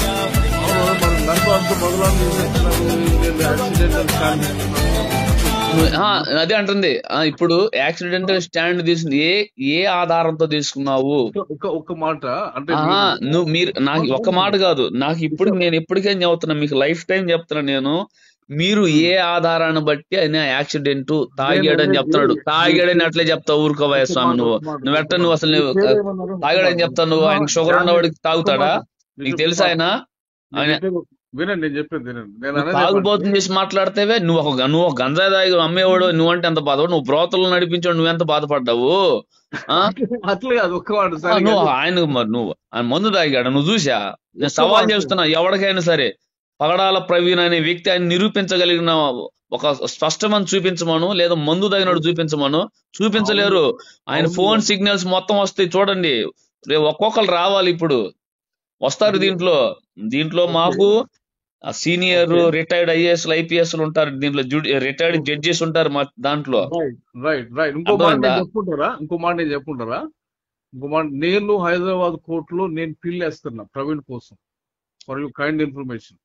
మీరు ఆడ పిల్లి వేసినా చెల్లదులే గాని, ఏమండి ఏనండి, జ్యుడిషిక్షన్ మారుతుందిలే గాని, విషయం గుర్తుపెట్టుకోండి. అట్లా అట్లా నేను చెప్తా వినండి. మీరు నేను అడిగిన వాటికి దేనికి సమాధానం చెప్పట్లా. ఒకటి, మీరు పగడాల ప్రవీణ్ ఫ్రెండ్, బెస్ట్ ఫ్రెండ్ అన్నావు. ఎలా ఫ్రెండ్ నువ్వు చెప్పట్లా. అంటే ఇప్పుడు దీన్ని బట్టి నేను వినండి. రెండోది, నువ్వు ఆయన ముందు దావడం చూసావంటే చూడలేదు, పోనీ డెడ్ బాడీ చూసావంటే టీవీలో చూసానని చెప్పి, అంటే టీవీలో వచ్చిన ప్రతిదీ నమ్ముతావా? మరి యేసు ప్రభుని గురించి చెడుగా మాట్లాడుతున్నారు కదా, నమ్ము. మరి టీవీలో చెప్తున్నారు కదా. ఇప్పుడు మనకి హైదరాబాద్ ఎన్ని డొంక తిరుగు మాటలు కాదు. ఒక క్రైస్తవుడు అని చెప్పుకున్నవాడు యథార్థంగా నీతిగా నిజాయితీ లేకపోతే వాడు పుట్టగతులో కూడా ఉన్నాడు దేవుడి చేతిలో. మరి నీతిగా నిజాయితీగానే ఉండమనే కదా నేను కూడా చెప్తున్నాను. ఏ విషయంలో ఉండాలి చెప్పు, ఎవరు ఉండాలి? మీరు బిషప్ అని పేరు పెట్టుకొని నా గురించి ఏం తెలుసు అని మీరు వెళ్ళి అక్కడేదో వాట్సాప్ ఏమంటారు రీల్స్ రిలీజ్ చేస్తున్నారు. అసలు నువ్వు ఇప్పుడు నువ్వు పగడాల ప్రవీణ్ కుమార్ గారు తాగుబోతుగా నువ్వు చిత్రీకరిస్తుంటే వినండి, నువ్వు తాగడం చూడలేదు, ఆయన తాగుబోతుకు చిత్రీకరించావు. ఆయన బెస్ట్ ఫ్రెండ్ కాదు, నువ్వు ఒక డూప్లికేట్ ఫ్రెండ్. ఆయనకి ఒరిజినల్ ఫ్రెండ్స్ అందరూ పోయారు. అంటే నువ్వు నీ గురించి మాట్లాడితే నువ్వు అంత బాధపడుతున్నావు. అంటే చనిపోయిన ఒక వ్యక్తిని నువ్వు కుటుంబాన్ని అంత హింసిస్తున్నావు అంటే నేను ఎంత శాడిస్ట్ అనుకోవాలి. మళ్ళీ హైదరాబాద్ అని చెప్తున్నావు. వినండి ఇక్కడ ఏంటంటే మీరు టాపిక్ మీద డిబేట్ చేయగలిగితే, ఇప్పుడు ఒక ఇష్యూ మీద డిబేట్ చేయగలిగితే నేను మీకు 5-6 ఛానల్ ఇప్పిస్తా హైదరాబాద్. నాకు తొక్కల ఛానల్ అండి. ఎవడు పనికి మన ఛానల్ నేను మాట్లాడాలంటే వాడు నీతి నిజాయితీ నిబద్ధత ఉండాలి వాడి ఛానల్. నువ్వు నాకు ఇప్పించేది ఛానల్. ఒక ఛానల్ లో మాట్లాడాలంటే ఆ ఛానల్ కి కొన్ని ఎథిక్స్ ఉండాలి. పనికి మన ఈ పౌరంబోకు ఛానల్లో వెళ్ళి మాట్లాడినంత నేను చీపుగాండి కాదు. నేను చీపుగాండి కాదు. బిషప్ గారు మీరు జాగ్రత్తగానండి. మీరు బిషప్ గారు ఉన్నారు, అక్కడే గుర్తుపెట్టుకోండి. మీరు ఏ రూపాన బెస్ట్ ఫ్రెండ్ పగడాల ప్రవీణ్ నాకు సమాధానం చెప్పండి. మీరు పగడాల ప్రవీణ్ అన్నకి మీరు ఏ విధంగా బెస్ట్ ఫ్రెండ్ నాకు ఒక మాట చెప్పండి. మీరు ఎక్కడ తాగారు, ఆయన ఎప్పుడు తాగాడు, ఎన్నిసార్లు తాగారు, నువ్వు ఎన్నిసార్లు చూసావు? ఒక్క మాట, ఆ బుల్లెట్ మీద ఆయన నువ్వు ఎలా చెప్పగలుగుతావు? నువ్వు ఆయన చనిపోయినప్పుడు వెళ్ళావు ఆయన దగ్గరికి? నేను చెప్పేది కూడా వింటారా లేదా మీరు చెప్పేది వినాలా? నేను అడిగిన దానికి ఇప్పటికి 10 సార్లు అడిగి దీని దగ్గర నువ్వు ఆన్సర్ లేకుండా నువ్వు దాటి వేస్తే నేనే చిన్నపిల్లోని కాదు. నువ్వు దీనికి ఆన్సర్ చెప్పి మాట్లాడు. నెక్స్ట్ నేను మాట్లాడతాను. వినండి, నేను అనేది ఇప్పుడు అందరికీ ఒకే ఫ్రెండ్షిప్ ఉండాలని లేదు. స్కూల్లో చదువుకునే వాళ్ళు ఉంటారు, ఒక 2 రోజులు కలిసినా కానీ గుడ్ ఫ్రెండ్స్ అయ్యే వాళ్ళు ఉంటారు. నా ఫ్రెండ్షిప్ ఒకే ఆర్గనైజేషన్ లో పనిచేసినా కాబట్టి మా వేవ్ లెంత్ వేరేగా ఉంటది, మేము మాట్లాడుకునే విషయాలు వేరేగా ఉంటాయి. నువ్వు ఒక సంస్థలో పనిచేసినోడివి, ఆయన ఇంకో సంస్థలో వేరే చోట పనిచేసినంత మాత్రాన నీకు బెస్ట్ ఫ్రెండ్ ఎలా అవుతాడు? నా డిస్కషన్ నాకుంటదండి. ఏం డిస్కషన్ అండి మీకుండేది? ఏం డిస్కషన్ ఉంటది? వినండి, ఇప్పుడు నేను బెస్ట్ ఫ్రెండా కాదనేది మీరు చెప్పకూడదు, నేను చెప్పు. అది నువ్వు ఎక్కడ చెప్తావండి? నువ్వే చెప్పు. నువ్వు బెస్ట్ ఫ్రెండ్ ఎలా చెప్పు? నేను చెప్పుకుంటా. నా 9 సంవత్సరాలు మిమ్మల్ని ఎక్కడ చూడాలి నేను? తెలుసా? మీకు చూడకపోగా మీ విషయాలు ఏమిటో కూడా నాకు తెలుసు. ఇప్పుడు నేను మాట్లాడతావు ఎందుకు మరి? నువ్వు 9 సంవత్సరాలు బెస్ట్ ఫ్రెండ్ ఎలా అంటే అబద్ధం ఎందుకు చెప్తాను? క్రైస్తవుడు ముసుగులేసి ఉన్న ఇప్పుడు నాకు నమ్మకం. నాకు ఇప్పుడు డౌట్ ఏం తెలుసా, ఇందులో నీ హస్తం కూడా డౌట్ వస్తుంది నాకు ఇప్పుడు. నేను అనేది అదే. ఇప్పుడు నేను చెప్పబోతుంది ఏంటంటే నేను నీ అంత దిగజారలేను. నువ్వు దిగజారావు, నీచానికి దిగజారటం కాదు, నువ్వు అసలు అధమ పాతాళానికి వెళ్ళి నరకానికి పరిగెత్తుతున్నావు. నువ్వు అర్థమైందా? నువ్వు ఎంత ప్రలోభాలకు గురయ్యావో, లేదు ఏమి తీసుకున్నావో, నువ్వు అంతలా నీచంగా మాట్లాడుతున్నావు. ఏమి చూడకుండా, ఏ ఆధారాలు లేకుండా, అసలు డెడ్ బాడీనే చూడకుండా, నువ్వు ఆడకు రాకుండా నువ్వు అలా చెప్తావు. నువ్వు దిగజారటం కాదు, నీచానికన్నా మరణం మీరు అంతగా దిగజారిపోయావు నువ్వు. నేను అనేది ఏమంటే, ఇప్పుడు మీరు బిషప్ గారు అయి ఉండి, మీరు పెద్ద మనిషి అయి ఉండి, పెద్ద మనిషి ఏమండి నేను చెప్పేది ఏంటండి, నేను అనలేనట్లుగా. ఇప్పుడు పెద్ద మనిషి ఎన్ని కాదు, ఒక లోకస్తులతో మాట్లాడినది నువ్వు అనేది ఏంది? నువ్వు అంత నీచంగా దిగదారి, అంత పనికిమాల తరంగా మాట్లాడి, ఆ పనికిమాల ఛానల్లోకి వెళ్ళి పబ్లిసిటీ పిచ్చి బట్టి మళ్ళీ వాడితో వెళ్ళి కూర్చొని మాట్లాడి నువ్వు పగడాల ప్రవీణ్ గారు తాగారు, ఎట్లా తాగాలి నమ్మది ఏం లాజిక్ నువ్వు చెప్పేది? అదే నేను టీవీలో చూసి చెప్పానంటావా? టీవీలో మాట్లాడి చెప్తారంటావా? అది ప్రామాణికమా? ఇక్కడ బిషప్ గారు ఇక్కడ ఏంటంటే, నేను అనేదేమంటే, డానియల్ ఒక లంగా నా కొడుకు, వాడు బట్టే బాసు అని నేను అనలేను. అది నాకు ఇప్పుడు సంస్కారం కాదు. ఇప్పుడు నేను అంటున్నదే ఇప్పుడు నేను అంటే వినండు. ఇప్పుడు నువ్వు ఉన్నావు కానీ అనిల్ అను బ్రోకర్ గాడు, వాడు పక్కలేసి బతికేవాడు, వాడు నపంసకుడు అని అన్నాను అనుకో, నువ్వెంత బాధపడతా? అదే బ్రదర్ నేను అంటే అనిల్ అనేవాడు ఒక నపంసకుడు, వాడు పక్కలేసి బతికేవాడు, రెడ్ లైట్ ఏరియాలు తిరిగేవాడు, అమ్మాయిలు అటు ఇటు నాచేవాడు, బ్రౌన్ షుగర్ అమ్మేవాడు, ఒక దగాకోరు అని అన్నాను అనుకో, నువ్వెంత బాధపడతా? అదే బ్రదర్ ఇప్పుడు మీరు ఆల్రెడీ అనేసారు కదా, మరి నువ్వు అన్నావు ఇందాక, మరి ఒక మాట ఇందాక నువ్వు అన్నావు కదా ఆ మాట. నేను అనేది నువ్వు అన్నది అంటే నేను చెబుతుంది అదే. నాకు ఖచ్చితంగా నీ మీద నాకు డౌట్ వస్తుంది ఇప్పుడు. అంటే ఇంతమందిని నువ్వు 300 పాస్టర్లు 400 పాస్టర్లు అంటున్నావు అంటే ఖచ్చితంగా వీళ్ళు కూడా చంపిస్తాను కానీ నువ్వు ప్లాన్ చేస్తావు. ప్రవీణ్ బెల్లంపల్లి ప్రవీణ్ ఆయన లిస్ట్ లో ఉన్నారని చెప్పి ఆయన కూడా అక్కడ చంపేపించడానికి ప్లాన్ చేస్తున్నావేమో. అనేది అది మీ ఐక్యూ, అది ఐక్యూ కాదు.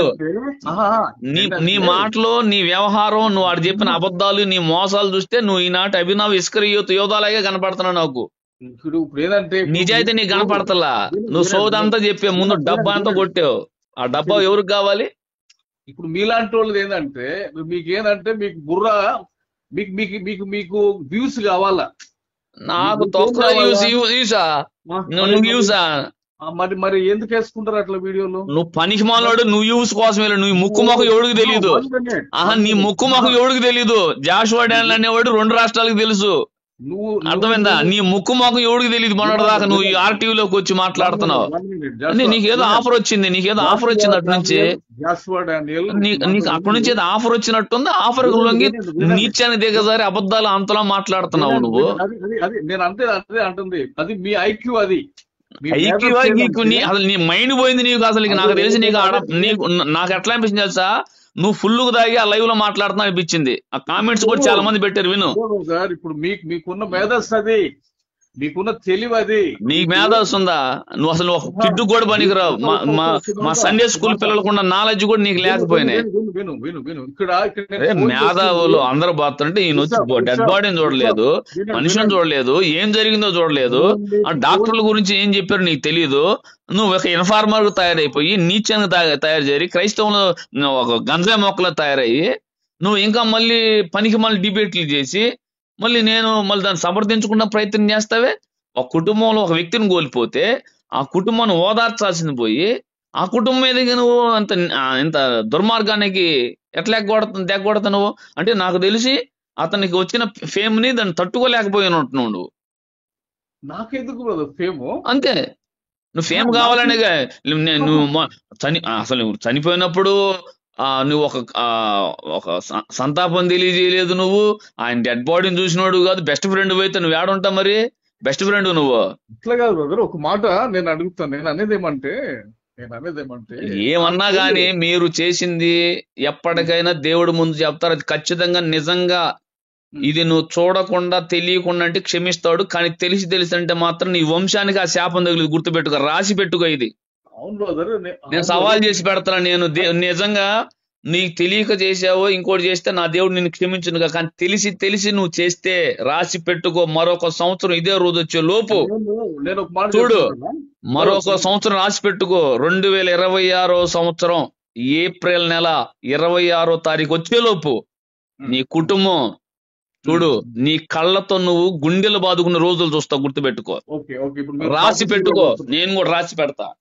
ఓకే, ఇప్పుడు అది ఒకవేళ మీరు చెప్తున్నది తప్పు అయితే అది మీ మీద ఖచ్చితంగా నేను చెబుతున్నా కదా. నేను వినండి నిజంగా నేను పగడాల ప్రవీణ్ అన్నది హత్య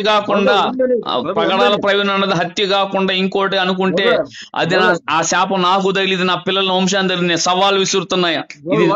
నేను స్వీకరిస్తున్నా. నేను చెప్పింది కూడా స్వీకరించు. నిజంగా పగడాల ప్రవీణ్ అన్న నిజంగా యాక్సిడెంట్ అయి చనిపోయేది నేను హత్యగా గనక కావాలని క్రియేట్ చేస్తే ఆ శాపం నాకు, నా పిల్లలకు, నా కుటుంబాన్ని, నా వంశానికి తగులునుగాక యేసునామములో. గుర్తుపెట్టుకో. కానీ నువ్వు గనక అది హత్య అని తెలిసి కూడా నువ్వు ఎవరికో ప్రలోభాలకు గురయ్యేది యాక్సిడెంట్ కు చిత్రీకరిస్తే నేను చెప్పాను కదా, ఖచ్చితంగా తగిలిద్ది. ఒకవేళ నేను అంటది ఏమంటే నేను రాంగ్ కాదు, నాకు తెలుసు అది. సో నేను అంటదేమంటే నేను రాంగ్ కాదు కాబట్టి అది మీకు వర్తిస్తే ఓకేనా అని అంటుంది నేను. నేను అదే చెప్తుంది. నేను ఇప్పుడు దాకా చెప్పింది అదే. నేను గనక అది యాక్సిడెంట్ అయ్యి నేను హత్యగా గనక క్రియేట్ చేస్తూ ఉంటే తెలిసి ఖచ్చితంగా ఆ ఎఫెక్ట్ నాకు నా పిల్లల వంశానికి తగిలిది, గుర్తుపెట్టుకో. కానీ ఇది హత్యనని తెలిసి కూడా నువ్వు యాక్సిడెంట్ చిత్రీకరిస్తే ఖచ్చితంగా నీకు అదే తగిలిది, గుర్తుపెట్టుకో. 1 సంవత్సరమే, మళ్ళీ ఎక్కువ కూడా కాదు, 1 సంవత్సరమే చూసుకో. అయితే బ్రదర్ ఒక మాట, నేను కాల్ చేసింది, మీరు డాక్టర్ అని పెట్టుకున్నారు, బిషప్ అని పెట్టుకున్నారు, అన్ని ఉన్నాయి కాబట్టి నేను ఆ రూట్ లో మాట్లాడదాం అన్నట్టుగా నేను ఇంతసేపు మాట్లాడు. నువ్వు ఆడ మాట్లాడు, నీ మొదట మాట్లాడి నీలో ఉండ తోడేలు బయటపడింది ఒక దెబ్బకి. 1 minute. ఒరే నువ్వు అన్నావంటే డాష్ రోడ్ నువ్వు అన్నావంటే నువ్వు ఎంత క్రూరుడువో ఎంత క్రూయలువో నీ ఒక్క మాట్లాడతామైంది. నువ్వు వేసుకున్న ప్లాట్ఫారం ఏంది, నువ్వు ఎడకో వేసుకున్నావు, కానీ నీ భాష, నీ లాంగ్వేజ్, నీ దిగజాడుతనం, వీధులు ఎమ్మడి తిరిగి అడుక్కునేవాడు కూడా ఆ లాంగ్వేజ్ అట్లా మాట్లాడే నువ్వు ఒక క్షణంలో. అదే నేను అంటుంది ఏంటంటే, ఇప్పుడు అంటే నా గురించి మీరు మినిమం ఇన్ఫర్మేషన్ తీసుకోకుండా ఒక వీడియో వైరల్ చేస్తున్నప్పుడు సహజంగా నేను కూడా మనిషినే కాబట్టి నాకు కూడా కోపం వస్తుంది కాబట్టి నేను మాట్లాడినా. అంతలా మాట్లాడాల్సిన అవసరం ఏమైంది? నువ్వు నీ గురించి అయితే అట్లా అంటావా? అంటే ఇతర క్యారెక్టర్లు మాత్రం నువ్వు హత్య చేయొచ్చు, వాళ్ళ కుటుంబ మనోభావాలను హత్య చేయొచ్చు, క్రైస్తవుల మనోభావాల మీద దాడి చేయొచ్చు. అంటే నీ దగ్గరకు వచ్చేలేక మాత్రం న్యాయమా? నీ దగ్గరకు వచ్చేలేక ఒక న్యాయమా, ఒక నీతా? ఇక్కడ అంటే మీరు అంటే నేను అంటుంది ఏమంటే, అడోంలో నేను చెప్పే మీరు ఎంతవరకు అర్థం చేసుకుంటారో నాకు తెలియదు, కానీ జెన్యూనిటీ ఉంటే కదా మీ దగ్గర. మీరు ఎవరో మొత్తానికి ప్రలోభాలకు గురయ్యావు, ఎవరో మెప్పు కోసం నువ్వు చేస్తున్నావు ఇది. ఎందుకంటే ఖచ్చితంగా నీ వెనక కూడా ఉన్నారు, మొత్తం సెల్ ఫోన్ తో సహా కోర్టు బయట పెట్టించిద్ది. అయితే ఎవరు ఎక్కడికి పోరు, గుర్తుపెట్టుకోండి బ్రదర్. నేను అంటుంది ఏమంటే, ఇప్పుడు అది అబద్ధం అయితే అది మీకు తగ్గింది అంటున్నారు, అంతే కదా. ఇప్పుడు మీరు అందులో మీ స్టాండ్ మిస్టేక్ అయితే so just be there only, అక్కడ ఉన్నాను మీరు. ఇక్కడ నేను మాట్లాడి ఇప్పుడు నేను ఏం చెప్పినా మీరు వినే పరిస్థితి లేదు, మీరు అర్థం చేసుకునే పరిస్థితి, మీకు అర్థమయ్యే సిచ్యువేషన్. అన్ని అబద్ధాలు చెబితే నేనే అర్థం చేసుకుని ముందు 3 ప్రశ్నలు వేసా. వినండి, నేను 3 ప్రశ్నలు వేసా. మీరు పగడాల ప్రవీణ్ కుమార్ కి బెస్ట్ ఫ్రెండ్ ఎలా అంటే దానికి జవాబు లేదు. 2, మీరు డెడ్ బాడీని చూసారా అంటే నేను చూడలేదు అన్నారు. 3, ఆయన తాగాడా ఎప్పుడన్నా చూసావా, మీరేం కలిసి తాగారా, వెళ్ళటం చూసావా, నేను చూడలేదు అన్నావు. అది నీ నోటి మాటే. అంటే ఇప్పుడు ఆ 3 కాకపోతే అది యాక్సిడెంట్ కాకూడదు, ఉండదు అంటే. ఐ డోంట్ అండర్స్టాండ్ మీ క్వశ్చన్లకి. నీకు అర్హత లేదు అంటున్నా, నీవు అంటానికి అది యాక్సిడెంట్ అంటే నీకు అర్హత లేదు అంటున్నా. అంటే నువ్వు చూడనోడు ఎడ చెప్తావండి. అంటే చూడకుండా చెప్తానంటే ఎవరు, నీ వెనక ఎవరో ఉండారు, నీకేదో ముట్టింది, నీకేదో ప్రలోభాలు పండి, మొత్తానికి నీకేదో ద్వారాలు తెరవబడింది. కాబట్టి నువ్వు ఎక్కి కూర్చొని నిర్దాక్షిణంగా నీ ముఖము నీ కళ్ళే చెప్తున్నాయి తెలుసా. నువ్వు మాట్లాడేటప్పుడు నీ కళ్ళు ఒకసారి నువ్వు వీడియో మాట్లాడు, అర్థమైందా? అయితే నువ్వు మాట్లాడే ప్రతి మాట, నీ వే ఆఫ్ టాకింగ్, నీ బాడీ లాంగ్వేజ్ మొత్తం, నీ పళ్ళకి, నీ నోటికి, నీ కళ్ళకి, నువ్వు చెప్పే నీ చూపుకి మొత్తం నువ్వు ఎక్కడ సింక్ అవుతుందో చూసుకో. అయితే ఇప్పుడు బ్రదర్, మన డానియల్ బ్రదర్, నేను అనేది ఇప్పుడు నేను ఏం చెప్పినా గానీ మీకు ఎక్కదు. ఎక్కడం కాదు, అబద్ధాలు నేనెందుకు నమ్ముతానండి? మోసపాట్లు నేనెందుకు నమ్ముతాను? నువ్వు పక్కగా నువ్వు మొత్తానికి నువ్వు ఎంతకో అంతకదా అమ్ముడు పోవటం అన్నా, లేదంటే ఏదో ప్రలోభాల కన్నా, లేదా నీకు ఏదో ఒక వెనక నీకు ఒత్తిడో లేకపోతే సంథింగ్ ఏదో వల్ల నువ్వు వచ్చి మాట్లాడుతున్నావు. కానీ వాస్తవానికి నీవు మోసంలో ఉండవు, మోసపుచ్చుతున్నావు.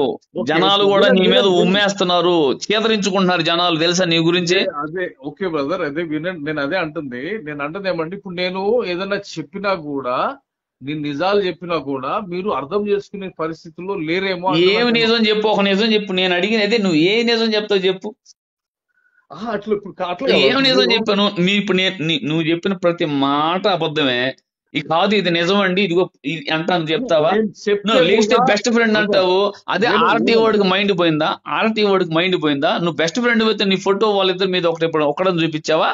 మీ ఇద్దరు కలిసిన వీడియోలు ఉండవా? కనీసం వాళ్ళ ఫ్యామిలీ మెంబర్స్, మీ ఫ్యామిలీ అని చెప్పించావా? ఎందుకు ఈ బోటకం, ఎందుకు ఈ మోసం, ఎందుకు నీ మనస్సాక్షిని చంపుకొని కుటుంబం మీదకి, పిల్లల మీదకి శాపం తెచ్చి పెట్టుకుంటావు? ఇప్పుడు అదే ప్రాబ్లం ఉన్నది ఇక్కడ ఇక్కడ ఇక్కడ ఏంటంటే మీరు ఏం చదువుకున్నారో నాకు తెలియదు కానీ ఇప్పుడు మీలాంటి నాయకులు అందరూ బయటకు వచ్చి క్రైస్తవ సమాజం నేను మాట్లాడుతుంది ఏంటంటే నేను మాట్లాడుతున్న టాపిక్ వేరు, మీకు అర్థం కాదు చెప్పినా గానీ. ఏం అర్థం కాదండి, అంతలా CCTV ఫుటేజ్ అయిందా ఉంటాయి, మీరు చూసారా? డానియల్ గారు మీరు అన్నదేమంటే ఇప్పుడు మీరు మాట్లాడుతున్న దాన్ని బట్టే మీరు ఎంత కల్చర్డో కూడా తెలిసింది బయట. ఒక సొసైటీలో ఒక వ్యక్తి ఊపిరాడుకుంటూ మాట్లాడేస్తున్నాడు అన్నప్పుడే అతను ఎంత ఎదుటి మనిషికి వింటున్నాడు, అతనికి ఎంత. నేను వేస్ట్ మాటలేనండి. ఫస్ట్ హాఫ్ ఎంత విన్నా మౌనం, ఎందుకు విన్నాను తెలుసా? వినండి, ఎందుకు విన్నాను తెలుసా? ఫస్ట్ హాఫ్ అంతా ఓకే చెప్పండి. ఒక ఇంటెన్షన్ ఏంటి అంటే ఒక ఆత్మీయుడు ఎవరు కూడా అంత డబ్బాలు కొట్టుకోడు. ఒక మాట చెప్పాలంటే మీకు తెలిసింది. నేను ఇప్పుడు నేను నువ్వు అన్నావు కదా, ఇప్పుడు నేను చెబుతా విను. డబ్బా అనుకుంటే నువ్వు అదే ప్రవీణ్ అన్న దగ్గరికి వెళ్ళేవేమో. ఆ ప్రవీణ్ అన్న సభలకు నన్ను 3 సార్లు పిలిచాడు, ఈ వీడియోలు ఉండి చూడు. సతీష్ అన్న అంటావేమో, ఇక మీకు నేను చెప్పుకోవాల్సిన అవసరం లేదు. సతీష్ అన్న గురించి నా గురించి ఏం తెలుసు. 2 రాజమండ్రి జాన్వేసులు అన్న అంటావా, దేవుడి కృపను బట్టి అన్న ఆయన మీటింగ్స్ పిలిపించి నాతో మాట్లాడిచ్చారు. మీ ఇద్దరు ఒకే పెళ్లి వెళ్ళి ముందు మెసేజ్ నేను, తర్వాత పాల్ ఇమానుయేల్ అని అంటావా, లేదంటే హోసన్నా జాన్వేసులు అని అంటావా, లేదు ఎవరైనా చెప్పు. దేవుడి కృపను బట్టి వీళ్ళంతా 2016 నుంచి 2019 దాకా ఇవన్నీ పని చేసే వచ్చా నేను. అర్థమైందా? అంటే ఇప్పుడు నేను కాల్ చేసి నేను స్ట్రైట్ గా పాయింట్ కి వెళ్తే నా గురించి మీకేం తెలియదు కదా. నేను ఏమండి ఒక్క విషయం చెప్తుంటారండి, ఒక ఆత్మీయుడు అనే కొలత మనం డబ్బాలు కొట్టుకున్నందువల్ల అవసరం లేదు.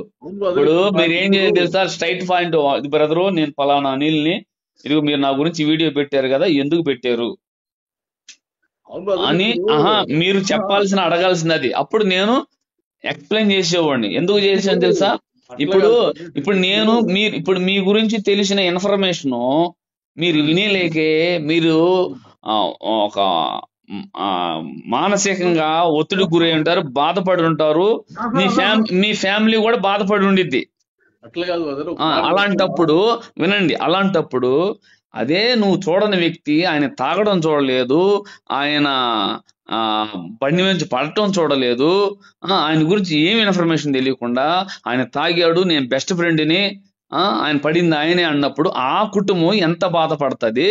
ఆ కుటుంబంతో ముడిపడి ఉన్న తల్లి గారైనా సరే, వాళ్ళ తమ్ముడైనా, రక్త సంబంధికులు ఎంత గుండె గాయాలు అవుతాయి. అలాగే ఆయన గురించి తెలిసిన నాలాంటి వాళ్ళకి ఎంత గుండె గాయం అవుతుంది. ఆ గాయం నీకు తెలియాలని చెప్పే. ఓకే అంటే నాకు క్వశ్చన్ ఉంది. అంటే నేను అనేది ఏమంటే, మీకు ఇక్కడ వాస్తవాలు కావాలా లేకపోతే మీరు సెంటిమెంట్ లో అట్లా వెళ్ళిపోతారా? అంటే ఏం వాస్తవం అదే నాటింది. ఒక వాస్తవం చెప్పు అంటున్నా నేను. ఇంతవరకు నువ్వు చెప్పి ఇంతసేపు వాస్తవం అంటున్నావు కానీ నువ్వు ఏదో టీవీలో మాట్లాడినట్టు నా ముందు నేను చెప్తా అంటావా? బ్రదరు, నేను దేవుని కృపతో సుప్రీంకోర్టు, హైకోర్టు లాయర్లకే నేను మ్యాటర్ ని రెడీ చేసి పంపుతా ఉంటాను. నా దగ్గరకు వచ్చి నీకు వాస్తవాలు కావాలి. ఏం వాస్తవం చెప్పి నాకు ఇంతవరకు? ఇప్పుడు మీకు తెలుసా ఆయన తాగలేదని? 100% ఏం తెలుసు? తాగలేదు అని. అంటే నువ్వు ఉన్నావు అక్కడ? నేను ఉండటమే కాదు, పోస్ట్ మార్టం చేసిన డాక్టర్లు చెప్పారు, పోస్ట్ మార్టం రిపోర్ట్ కూడా చెప్పింది. పోస్ట్ మార్టం రిపోర్ట్ లో తాగాడని వచ్చింది బయటకి. ఎవరు తాగారని ఇచ్చారా?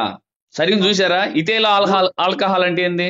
రోడ్ యాక్సిడెంట్ లో ఇప్పుడు ఆయన విజయ్ కుమార్ ఏమండి వినండి, ప్రిలిమినరీ పోస్ట్ మార్టం వినండి, ప్రిలిమినరీ పోస్ట్ మార్టం రిపోర్ట్ లో మీరు మళ్ళీ అబద్ధాలు తెలమాకండి. అబద్ధంగా అంటే నువ్వు డాక్టర్లు అబద్ధం అంటావు, మోసంలో ఉంది నువ్వు అబద్ధం అంటావు. నేనేమనాలి? నీతో మాట్లాడదాం time waste. Preliminary post mortem లో గుర్తుపెట్టుకు, త్వరలోనే విను నీలాంటి వాళ్ళందరికీ నోర్లు మూతపడే వాళ్ళందరూ బయటకు వస్తారు, చూస్తూ ఉండు. నువ్వు చెప్తా విను.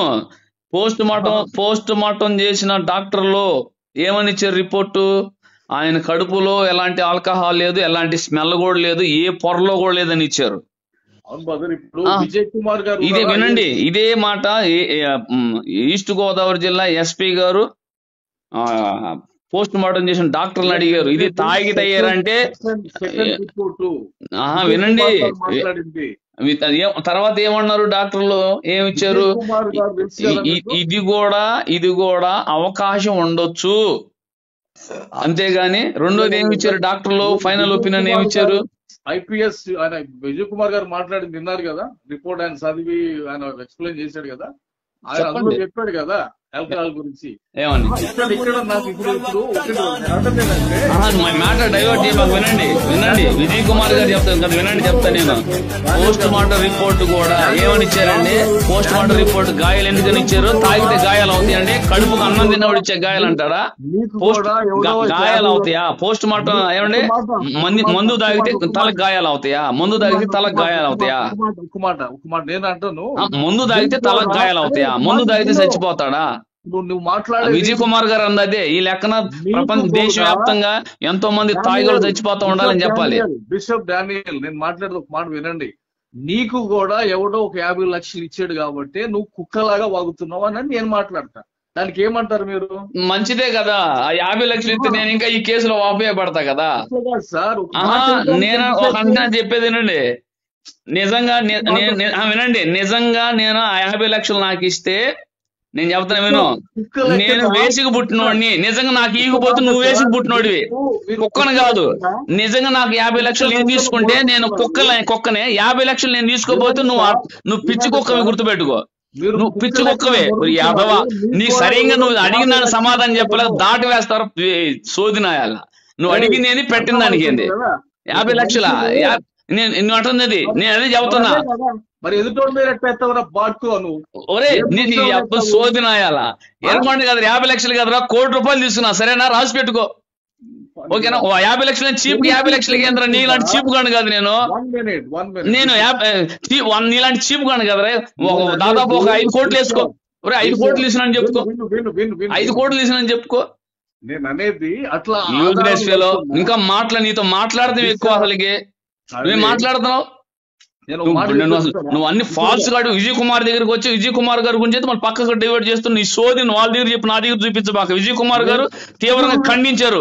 ఒరే బాబు ఎట్లా బాడీలో ఆల్కహాల్ లేదని చెప్పారు, ఆల్కహాల్ వలన తలగాయాలే చచ్చిపోతారని హేళనం చేస్తే నువ్వు మళ్ళీ విజయ్ కుమార్ గారిని చూసావని చెప్తావే. విజయ్ కుమార్ గారు కాదు, మొత్తం వస్తారు.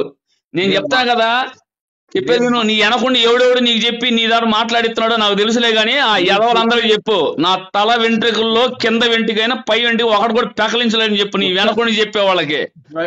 నా అడ్రస్ రాసుకోమను, నా కుమారులు రాసుకోమని address door number 4-27-2A, Jayanthipeta, Perala, Chirala, Prakasam జిల్లా, బాపట్ల జిల్లా. రమ్మను కొడుకులు. నీ వెనకుండా చెప్పు, నీ వెనకుండా కుక్కలకి చెప్తారే, కుక్కలారా. ఇలాంటి లుచ్చాగాళ్ళని పెట్టుకుని నన్ను ఏదో ట్రాప్ చేయాలంటే నా వెంట్రుకు కూడా పీకలేరా ఎదవల్లారా. ఎవరికైనా చెబుతున్నా. Okay good. వినండి. ఓకే సరే, కూల్ అవ్వండి. ఏం కూల్ అవ్వదు నువ్వు? ఇవన్నీ కాదు చెప్పేది, ఇవన్నీ సోద అనవసరం. వినబ్బా, ఇది నా టైం వేస్ట్. నేను చాలా టైం ఉంది, నాకు చాలా పని ఉంది. కానీ వినండి, నేను కాల్ చేసింది నేను అట్లా నేను ఒక బిషప్ తో మాట్లాడదామని నేను మాట్లాడినా. ఇప్పుడు బిషప్ లేదు, ఏం లేదు. నేను బిషప్ లేదు, గిషప్ లేదు. నేను ఇప్పుడు దాకా నీకు ఇంతసేపు మాట్లాడితే చాలా ఎక్కువ. సరే సరే, అర్థమైందా? నువ్వు వినంటే నీ మాట ఇదేంది? నేను నీ సోది మాట్లాడతాను, నేను ఉండనేంది? ఏం చెప్పాలనుకుంటున్నారు అంటే మీరు ఏంటి అంటే, నువ్వు ఖచ్చితంగా నువ్వు అమ్ముడు పోయావు. నువ్వు మొత్తానికి ఎవరైతే ఎవరైతే నువ్వు అందరిని ట్రాప్ చేయడానికి నువ్వు వాళ్ళు వాడుతున్న ఒక ఆల్సేషన్ డాగ్ నువ్వు. అర్థమైందా? పోలీసు డాగ్లు ఎలా ఉండేది అలాగా నిన్ను వదిలిపెట్టారు క్రైస్తవంలోనికి. గుర్తుపెట్టుకో, నిన్ను వదిలేరు నువ్వు. అవన్నీ చూడండి మీరు అనేది అంటుంది. ఇప్పుడు క్రైస్తవ సమాజం అంతా ఒక రావటం కాదు, నువ్వు బయట కనపడు. నువ్వు క్రైస్తవ సమాజంలో బయట కనపడు. అట్లా కాదు, నేను అందుకే నేను కాదు, నువ్వు తెలంగాణలో బయట ఏడన్నా ఆంధ్రాలో కనపడు. ప్రజలు చేస్తారు, నీకేం చేయాలి, న్యాయం అదే చేస్తారు. సరే అదే వినండి. నేను అంటుంది ఏమంటే బిషప్ గారు, అంటే మీరు ఆత్మీయ నాయకులు ఉన్నారు కాబట్టి నేను ఆ రూట్ లో నేను సోదరా ఇదిగో సామవేద దండోపాయాలు నా దగ్గర ఎన్ని నువ్వు చెప్పినా నేను చెప్పేదంటావా? నువ్వు డెడ్ బాడీని చూడలేదు, నువ్వు ఫ్రెండ్ కాదు, ఆయన తాగటం చూడలేదు, నిన్ను కొనుక్కున్నారు వాళ్ళు, నిన్ను పెయిడ్ ఆర్టిస్ట్ గా మధ్యలో తెచ్చి ఇదిగో బెస్ట్ ఫ్రెండ్ కూడా చెప్పారని క్రైస్తవ సమాజాన్ని తప్పుదోవ పట్టడానికి నువ్వు ఎందుకున్నావు వాళ్ళవి. ఇప్పుడు నువ్వు ఇది నేను చూడలేదన్నా నువ్వు అనలేవు ఇంకా, ఎందుకంటే నువ్వు ఆ ఉచ్చులో ఇరుక్కున్నావు, అర్థమైందా? నువ్వే డ్యామేజ్ అవుతావు కాబట్టి నువ్వు వేసుకున్న స్టాండ్ మీద ఉంటావు. ఎన్ని పనికి ఎంతమంది నిన్ను చీచి అంటున్నా గానీ, క్రైస్తవ 99% నీ చీచి అంటున్నా గానీ నువ్వు ఆ స్టాండ్ ఇప్పుడు దిగో. దేవుడు కొట్టినప్పుడు దిగుతావు, దేవుడు కొడతాడు చూడు. కుటుంబంలో స్టాండ్ అంటే నేను ఆల్రెడీ చెప్పా కదా, పాల్ గారికి చెప్పాను, సతీష్ మన మన నేను డిబేట్స్ అన్నింటిలో చెప్పినా కదా, మనం ముందుకు వెళ్లాల్సిందే, దీని గురించి పోరాడాల్సిందే అని మాట్లాడినాను కదా. మనకి ఎంతవరకు రాజ్యాంగం ఇప్పుడు నేను చెప్పేది నేను చెడాపడా తిట్టి ఇప్పుడు మనందరూ కలిసి పోరాటం చేయాలంటే ఇదిగో నువ్వు ఎదురు ఇట్లా కాదు కదా, మీరు నాకు అర్థం కావట్లేదు. వస్తదిలే ఉండు. నేను అనేది సరే నాకు టైం అయిందిలే కానీ బ్రదర్, రేపు మాట్లాడదాం. ఇప్పుడు ఏంటిది అది వీడియోలు ఏంటి బ్రదర్ మనది? ఏ వీడియో? మీరేనా పెట్టిందా? భారత్ టీవీ మొత్తం నేనే పెట్టింది. ఏం సార్ మరి అది ఏమన్నా అసలు ఏమన్నా ఉందా అందులో? ఉంది కదా, నువ్వు మరి నీ గురించి అదే చెప్పుకుంటున్నారు. వాట్సాప్ గ్రూప్ లో వచ్చింది, నువ్వు గంజాయి స్మగ్లర్ అంట, తర్వాత బ్రోతలు నడిపించే వాళ్ళని చెప్పుకుంటున్నావు, గ్రూప్ లో వచ్చినాయి. వినండి, ఏదో గ్రూప్ లో వచ్చి పంపిస్తాను చూడండి. తర్వాత పంపించండి ఒక మాట. నేను అంటుంది నేను ఒక 2 minutes మాట్లాడేదా? మీరు ఏమనుకుంటున్నారు? నువ్వు వేస్ట్ మాట్లాడలేదు, నాకు 2 minutes వేస్ట్ గా. నువ్వు ఏదైనా సబ్జెక్ట్ మాట్లాడి పర్లేదు అనుకుంటే ఆ సబ్జెక్ట్ మీదనే నేను ఒక 2 నిమిషాలు మాట్లాడతాను. నేను మాట్లాడేది ఏంటంటే, నేను ఒక క్రిస్టియన్ లీడర్ గా నేను వేయాల్సిన అడుగులేసి నేను నా ఫ్రెండ్ అని ప్రవీణ్ పగడాలు చేసిన పని ఆగిపోకూడదు అని నాకు అమెరికాలో ఒక 40 మంది సైంటిస్ట్ కమ్యూనిటీ ఉంది బ్రదర్. బ్రదర్ ఇదిగో నువ్వు అమెరికా గురించి ఏం చెప్పుకుంటున్నావు, నువ్వు ఎన్నో దేశాలు చెప్పుకుంటున్నావు. నేను చెబుతాను మీకు, మీరు ఏదో యూట్యూబ్ లో కనపడుతున్నావు అని నేను అనుకుంటున్నారేమో. నీది పెద్ద నీకు సరే నీ ముందు చెప్పిన వేస్ట్లే కానీ ఎన్ని వేస్ట్లే పెదరో, ఎన్ని కాదు ఇంకేదో చెప్పు. ఎన్ని చెప్పేది మీరు 2 నిమిషాలు అడిగినా నేను 2 నిమిషాలు కూడా వినలేరా? 2 నిమిషాలు నువ్వు చెబుతుంటే నాకెందుకు? నీ అసలు సబ్జెక్ట్ రా, మ్యాటర్ లోకి రా. మీరు ఫోన్ చేసి ఎందుకు చేసారో దాని విషయం చెప్పండి. ఎన్ని వేస్ట్ ఇంకా చెప్పుకుంటే 2 నిమిషాలు కూడా మీరు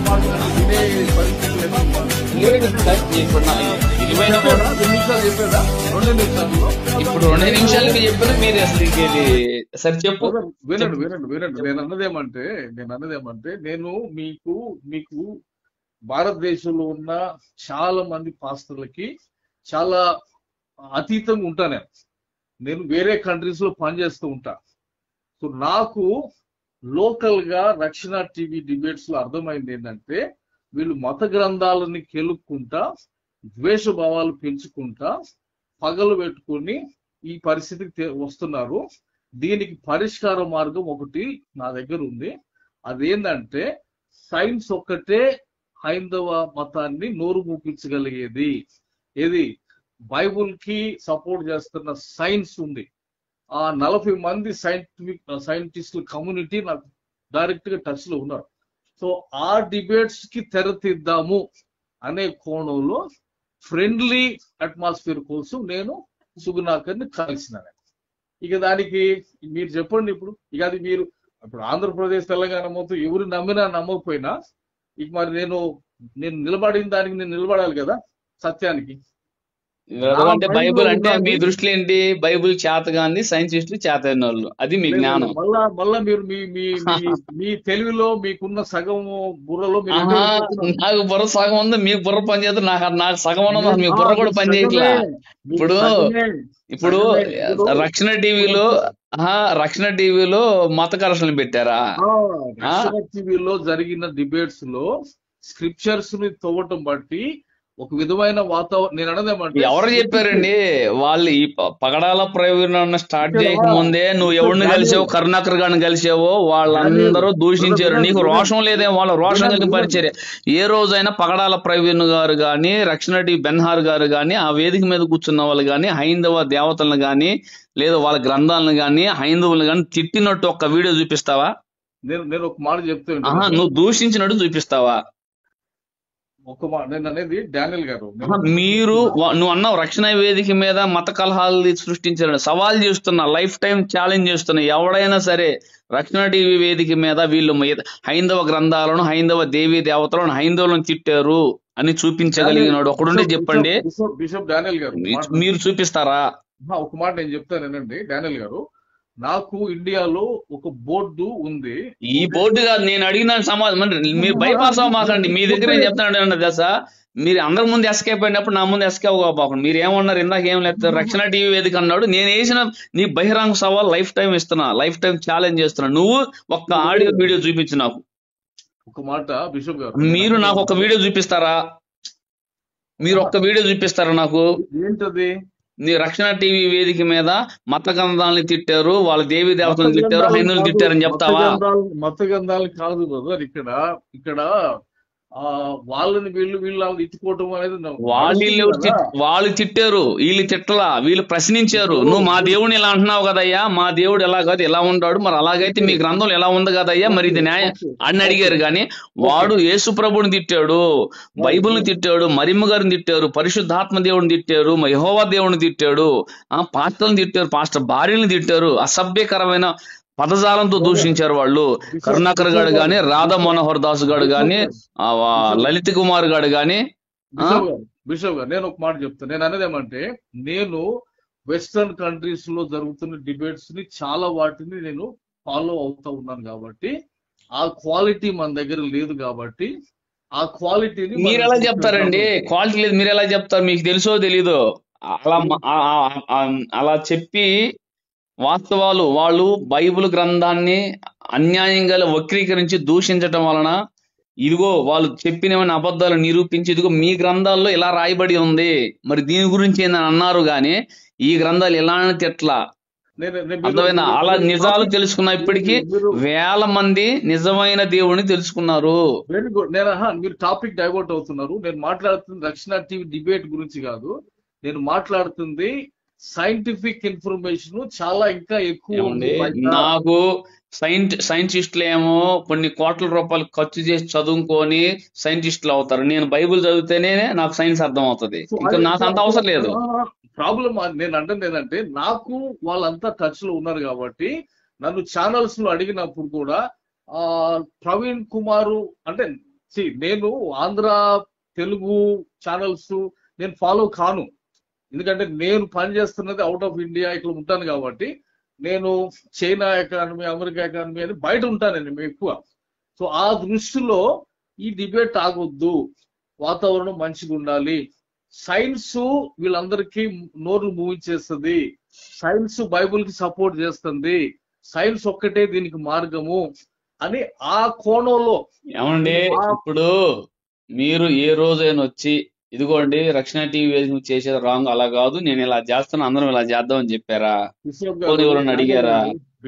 ఇప్పుడు మీరు ఏవేవో పెట్టుకొని మీరు ఇప్పుడన్నీ తీసుకొచ్చినా మీరు ఎత్తిన సబ్జెక్ట్ ఏంది, ఏడాడికి తీసుకెళ్లారు, చేసింది నేను మిమ్మల్ని అడిగిన ఏ ప్రశ్నకు కూడా మీరు బైపాస్ అవుతానే వెళ్ళాడు, కానీ దానికి సరైన రీతిలో జవాబు ఇవ్వకుండా మీరు ఏవేవో చెప్పుకుంటున్నారు. అవి నాకు అనవసరం. ఒక మాట చెప్పుకుంటారా? ఇప్పుడు మీరు మీ సంఘాల్లో మీకు తెలిసింది, మీకు శాత అయింది ఏంటంటే బైబుల్ తీసుకొని బైబుల్ బద్దలు కొట్టి యేసు ప్రభు లెగిశాడు అని గొర్రెలు లెక్క కేకలేస్తారు. మీకు తెలిసింది ఇది ఒక్కటే. నేను పూర్తిగా చెప్పనండి. మీకున్న నాకు తెలిసింది అది కాదు, నీకు తెలిసింది అది. నువ్వు బాయిలో కప్పలా ఉండి నువ్వు అనుకుంటున్నావు అలాగా, మీరు అనుకుంటున్నారు అట్లాగా. మీరు బాయిలో కప్పలా ఉండి మీరు అనుకుంటున్నారు. 1 minute, let me finish what I'm saying.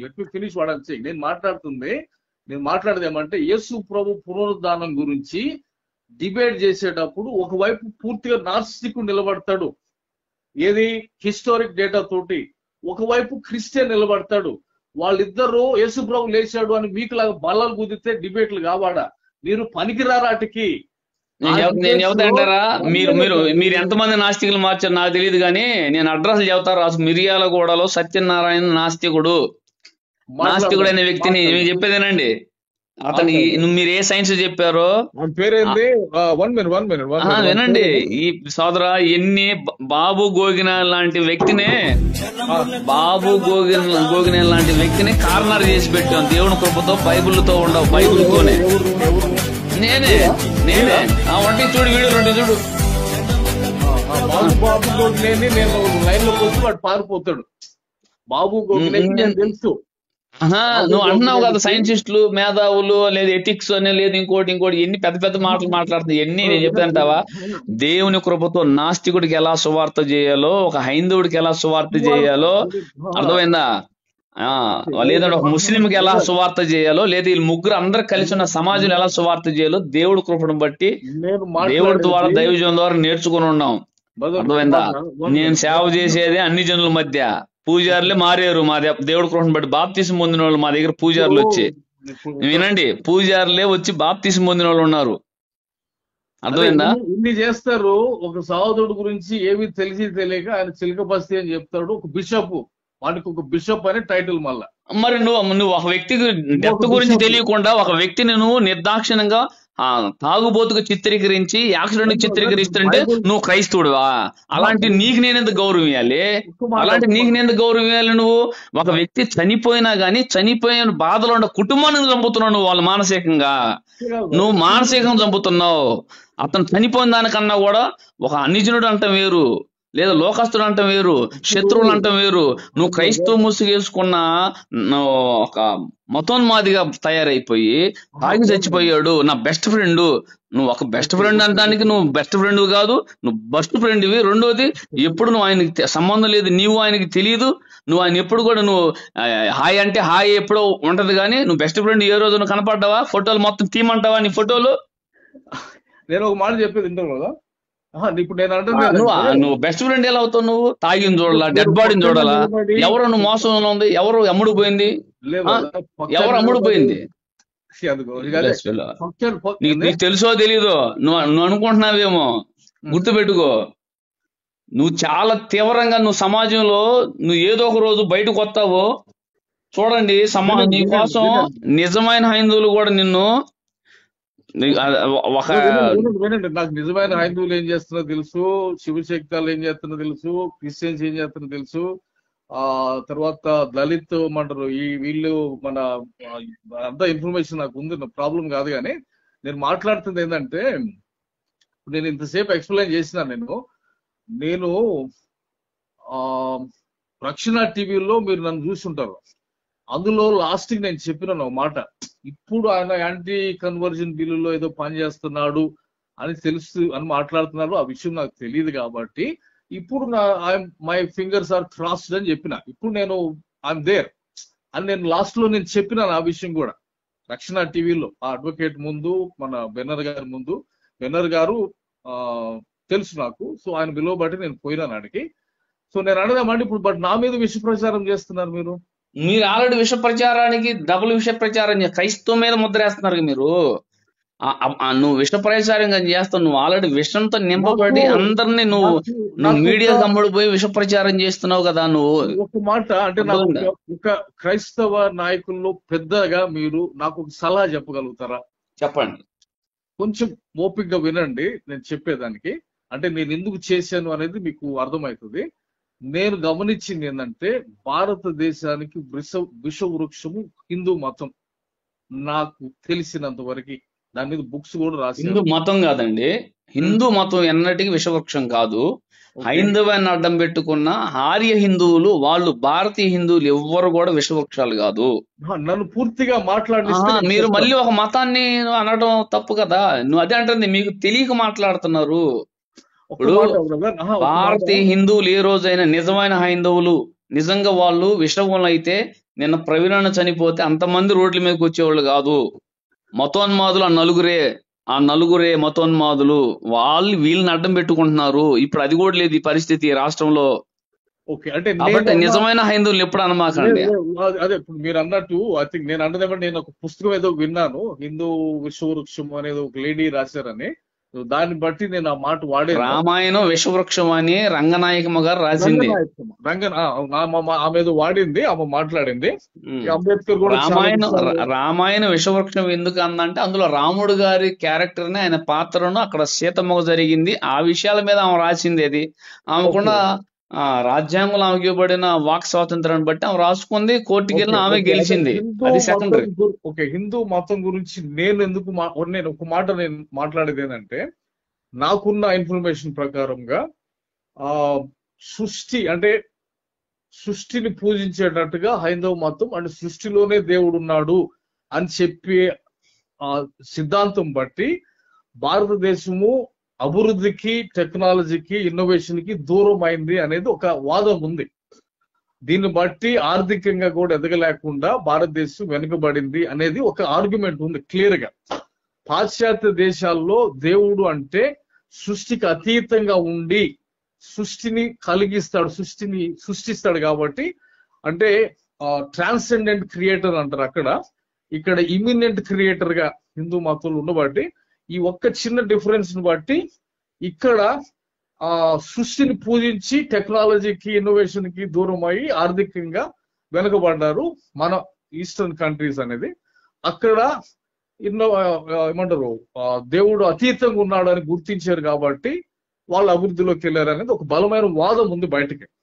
So ఈ విషయంలో నేను కూడా హైందవ సహోదరులతోటి ఈ విషయం చర్చించాలనే, ఎందుకంటే దేశం గురించి మాట్లాడాలనే, ఈ విషయాల గురించి డీప్ అయిన విషయాలు కాబట్టి ఒక మంచి వాతావరణం ఉండాలని నేను అడుగు లేచిన అర్థం. ఇప్పుడు నేను సుగుణాకర్ని కలిసినప్పుడు నాతో పాటు ఒక బిషప్ గారు ఉన్నాడు. అప్పుడు సుగుణాకర్ అన్నది ఏమంటే క్వశ్చన్ చేయాల్సిందే అన్నాడు ఆయన.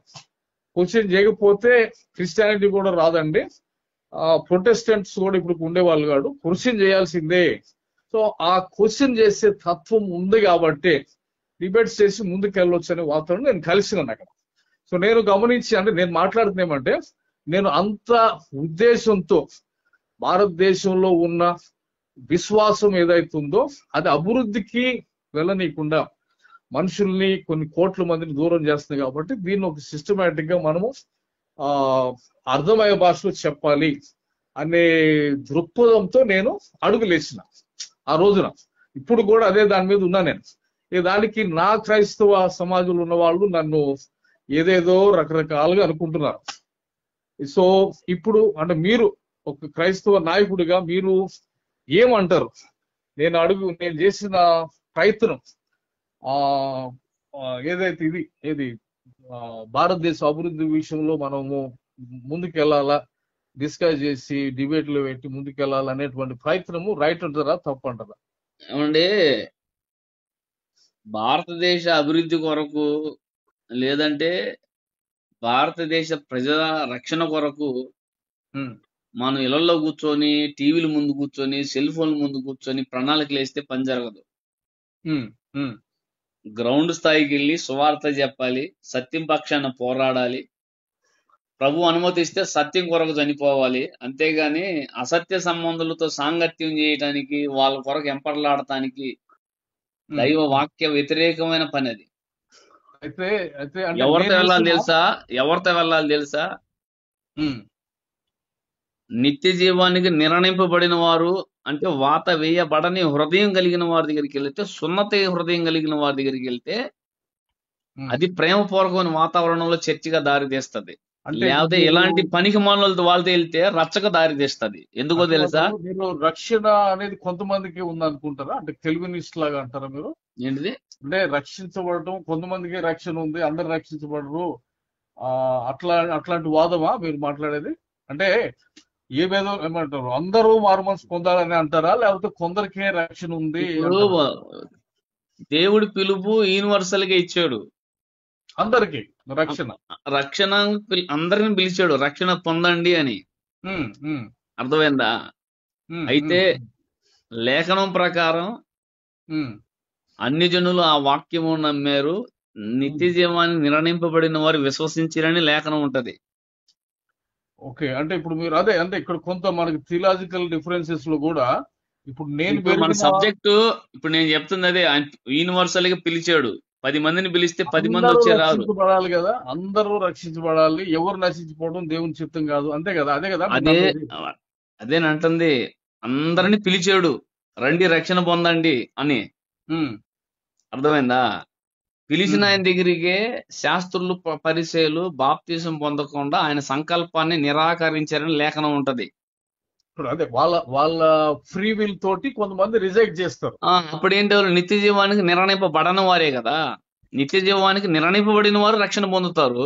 నిత్య జీవం నిర్ణయింపబడిన వారు నిత్య జీవానికి నిర్ణయింపబడని వారికి కూడా నిత్య జీవం వాక్యం వెళ్తది. వాడు స్వీకరిస్తే నిత్య జీవానికి వస్తాడు, రిజెక్ట్ చేస్తే నిత్య నరకానికి వెళ్తాడు.